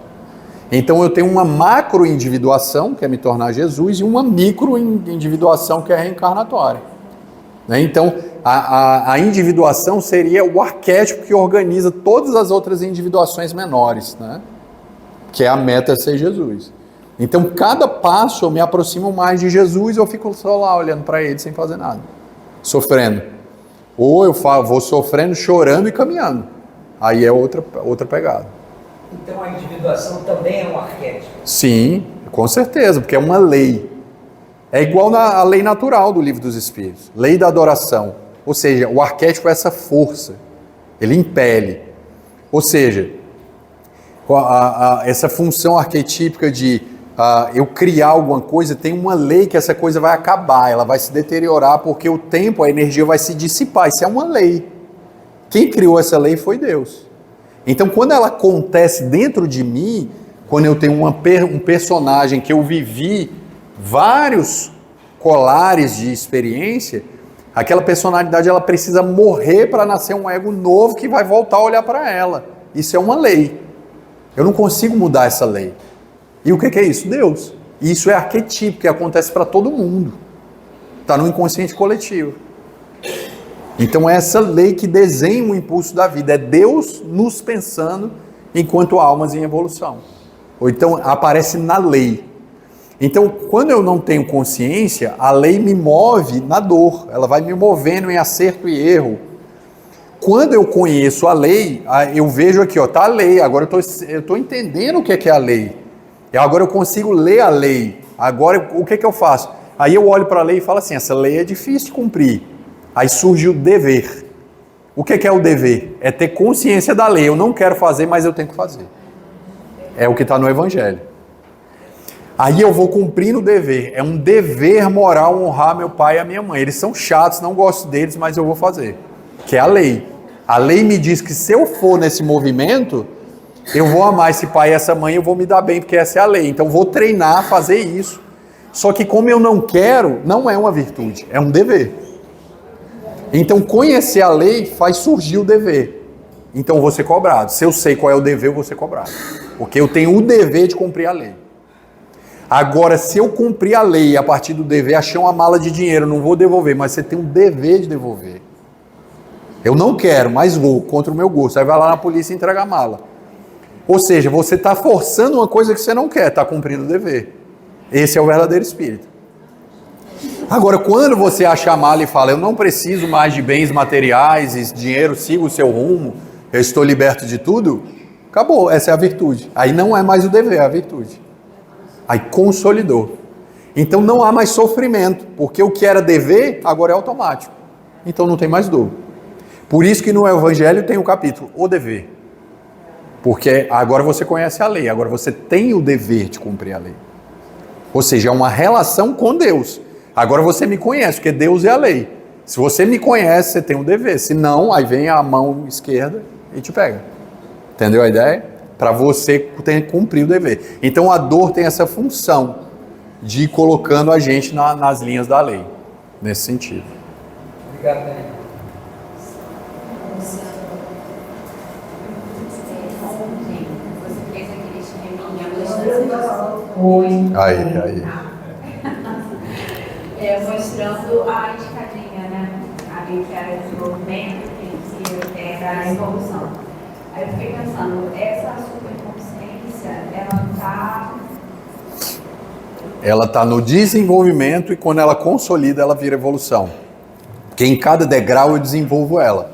Eu estou nesse degrau, então cada passo que eu dou no degrau é uma construção da superconsciência. Quando eu mudo de degrau, eu consolido a superconsciência. Mas se eu não tivesse pisado aqui, eu não ia para o próximo. Então, ela faz parte do desenvolvimento até virar a evolução. Que aí seria a consolidação dela mesmo, dentro dessa lógica. Mais alguma questão? Eu mandei uma questão, mas diante disso tudo, eu estou pensando bastante aqui no que os nossos mentores científicos falam bastante há muito tempo, do trabalhar e servir, que você falou agora há pouco. E aí eu estou relacionando com a questão do amar ao próximo como a si mesmo. Porque a gente eu, né, lá no passado, via essa coisa de servir a partir do momento que eu vou servir, que eu vou trabalhar, eu não estou me amando por conta dessa coisa do egoísmo que a gente traz lá dentro da gente, né? E aí, tudo isso que você está falando aí está me remetendo a pensar o seguinte, que conforme a gente vai chegando, vai caminhando, isso que a Lu falou agora, que você está explicando, a gente vai nos amando cada vez mais. Porque quando a pessoa chega nesse patamar, né, de gigante, de Chico e tal, ali parece que a pessoa está só servindo, parece que a pessoa está só, mas ela está justamente se amando para conseguir estar mais perto do Pai cada vez mais. Exato, a gente olha a pessoa na nossa lógica, mas para ele é uma realização profunda, né? Ou porque ele tem uma capacidade psicológica de apreensão daquela experiência de alguém que já largou o que a gente acha que é uma dor largar. Porque ele treinou isso repetidas vezes, viveu várias encarnações daquele processo e agora se libertou em vários níveis. Então é uma conquista. Então como o ego dele está forte, por exemplo, você vê ele falando da experiência que ele teve com a madrasta. Se você pega uma psique comum do dia a dia, seria um trauma. Ele sofreu uma violência. E ele conta aquilo, ele fala daquilo, com amor sobre a pessoa que torturou ele. Você vê que tem uma elaboração. Ele não chora, não fica desesperado, ela foi o cão na minha vida. Ele não fala isso. Ele conta uma história totalmente elaborada. Então, quando o psicólogo ouve ele falando, esse cara aí está resolvido. Tem outra história. Como é que ele está contando a dor dele? Como se fosse um filme de ontem. Sem emocionalidade, com amor, inclusive honrando a história dele. Isso uma criança. É uma psique normal? Não. Uma psique normal vai falar disso com dor, com mágoa, ao que ela fez comigo, ela não me acolheu, na criança ferida. E nele não aparecem essas lógicas. Ou seja, é uma psique diferente. É uma psique que tem os traços que Allan Kardec chama de maturidade do senso moral. que não é a nossa ainda nesse nível, né? Em alguns aspectos. Então, você até já falou que a gente pode ter mais de um tema, mas tem um que é central. Sim, Esse tema sim. afetivo. Em cada reencarnação, a gente traz um tema específico e também pode se repetir por mais de uma reencarnação. Pode, que são os temas de queda, principalmente. E para daí eu identificar o meu tema, né, o autodescobrimento vai fazendo também essa parte, vai me ajudando. Vai. Qual é o tema? Vai. A gente fica perdido, tem muitos temas, mas o autodescobrimento também me leva para isso. Sim, sim, com certeza. Geralmente, dependendo, as pessoas têm dependendo da história reencarnatória, você consegue trabalhar mais de uma encarnação numa vida só, com funções que você conquistou, e que nessas funções você caiu também. Então, por exemplo, você foi médico, padre e filósofo, né, em algum nível. Aí você vem nessa encarnação como médium de cura, que está lá a função sendo realizada, como palestrante, que era o padre que fazia a missa lá, e escrevendo livro. Tá, as 3 funções reencarnatórias sendo realizadas ali. Entende a ideia? Só que elas já são uma potência, você está canalizando. No caso da mediunidade de cura, está resgatando, porque foi o médico que errou. Então, esses temas, lembra que é circular. Ou eu vou passar por eles como um resgate, ou eu vou passar como uma potência que me ajuda a continuar subindo. Mas eu sempre vou passar, porque é uma conquista ou um resgate que eu tenho que ter. Só que muitas vezes, dependendo da psicologia, não dá para resolver 3 de uma vez. Então, escolhe uma e fica um tema mais central. Até André Luiz fala da ideia central. Não sei se você já ouviu, né? No livro dele. Ou seja, parece que tem um vício que é central, que é aquele vício que fez a gente cair e que geralmente constela na idade, que é aquele vício começou a derrubar a gente na outra encarnação. Então, quando ele constela, vai começar a desorganizar a psique. Ou seja, se você estiver consciente, você vai ver que em algum momento você teve algum atrapalho, alguma coisa que esse vício começou a surgir. Algum impulso negativo, alguma coisa que surgiu, uma vontade que você sente que não pode fazer, mas sente vontade, onde o obsessor te pega naquela vontade. Aquele processo ali é o processo de ontem voltando para você como tentação, como força para dar conta dele. Então ele desorganiza. Quando ele se apresenta, você dá uma desorganizada. Aí começa a luta. E às vezes é uma luta para a encarnação inteira. Às vezes é uma depressão. Às vezes são processos que precisam ocorrer nessa lógica aí. Entendeu? Mais alguma questão? Mais alguma coisa? Tá todo mundo se sentindo bem? Tudo tranquilo? Estão com fome já, né? Já vai dar 1h. Eu queria agradecer profundamente a paciência de vocês, né, por essa experiência muito rica, né? Eu sei que é o cansaço físico de todos nós, né? Mas ao mesmo tempo é um bom cansaço. É o cansaço da reflexão, o cansaço do exercício.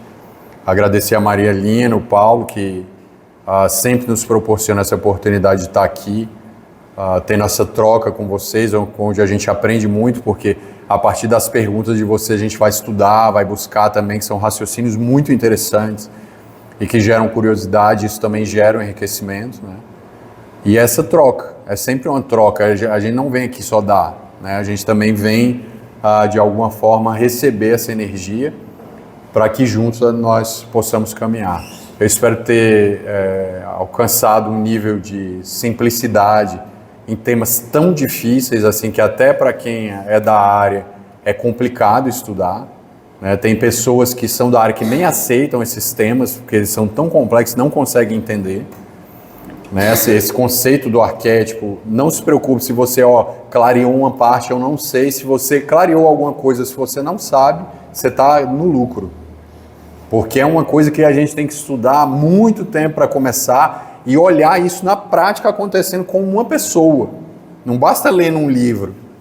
Então, quando você vê, por exemplo, você sonhando com objetos, quando eu digo objetos oníricos, que não são da tua realidade pessoal, eu sonhei que tinha uma mulher toda horrenda e que eu nunca vi na vida. Ou seja, não é pessoal, é um tema arquetípico.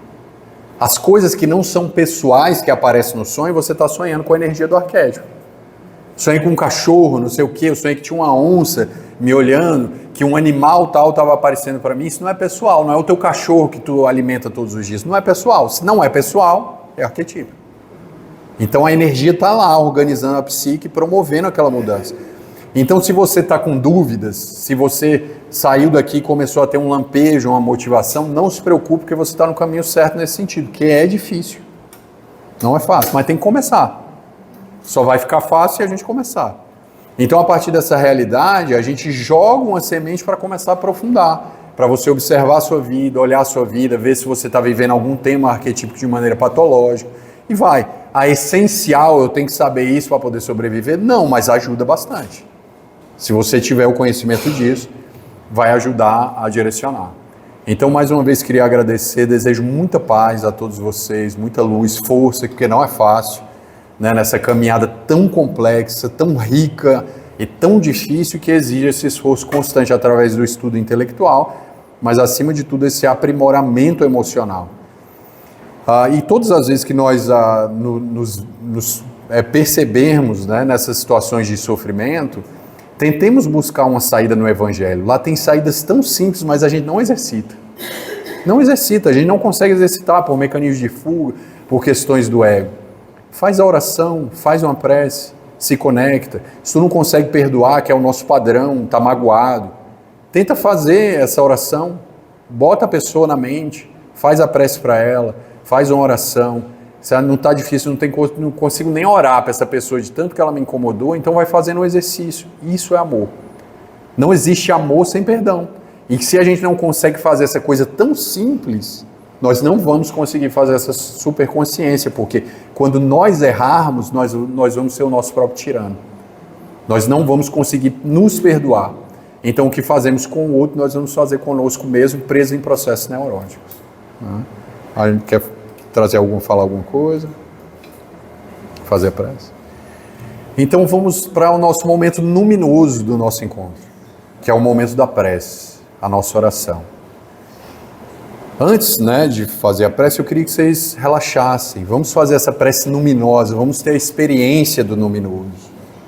Relaxem o corpo, observem as tensões. Vejam onde o corpo está mais tenso, qual chakra está pulsando, se conectem com a sua realidade. Deixe a energia fluir, para que ela possa fluir e acontecer por toda a estrutura física. Nesse momento, eu queria que cada um de vocês tentasse sentir uma presença invisível. Se tem algum mentor, algum guia, algum espírito amigo da equipe, dos espíritos aqui presentes, sinta se tem alguém com você. Essa presença luminosa, iluminada, que vela por ti. Se ela não está aqui, você vai sintonizar com ela mentalmente e como o pensamento é infinito, ela vai estar presente pelo pensamento. Então sinta o seu mentor. Sinta o mentor, sinta o guia. É uma sensação muito além do pai, da mãe, do irmão. É um sentimento que nós não temos de maneira cotidiana. É aquela presença do guia. Parece uma síntese desses sentimentos de pai, de mãe, de irmão. Parece que ele conecta todos esses sentimentos e cuida de nós e vela por nós a partir desse lugar invisível, uma dedicação irrefreável a nós. Seja nós errando, seja nós amando, essa presença está conosco. Nesse momento nós sentimos esse irmão se conectando a nós mentalmente. Observem os chakras. O chakra coronário, principalmente, que capta a vibração. Veja se ele pulsa, se ele recebe algum influxo de energia. Observe o chakra cardíaco, o frontal, o laríngeo, o chakra genésico. Observem as sensações da energia circulando e se conectem com essa personalidade invisível que nos orienta e nos guia. Então sintam um amor, há um amor que flui de você para ele e dele para você. Esse amor profundo, essa sensação de cuidado, mas essa sensação de austeridade, de alguém que cuida de nós não de maneira infantil, mas de maneira lúcida, amadurecida. E nesse momento, diga mentalmente: eu te amo, e espere a resposta. Eu te honro, eu te agradeço por cuidar de mim muito mais do que um pai e uma mãe, e muito mais do que um irmão mais velho. E diga mentalmente: eu te amo, Eu peço a Deus que te proteja, para que tu nunca desistas de mim e para que comigo eu possa realizar esse manancial de vida que me espera arquivado no meu inconsciente profundo. E faça uma pequena pausa, escute a resposta. Vai vir um pensamento. Tem um pensamento, tem uma voz. Uma voz que ecoa, em alguns vão ser baixinha, como um pensamento suave. Em outras vão ser um pensamento muito alto, uma voz nítida, uma energia, um sentimento de amor, que é o nosso irmão respondendo. Dentro dessa comunhão, que é o nosso casamento com essa entidade, com esse ser que cuida de nós, acima de nós dois está Jesus. Imagine Jesus abençoando você e o seu guia espiritual. E agora, em honra a essa relação que é o amor de Deus para nós, vamos orar nessa experiência luminosa.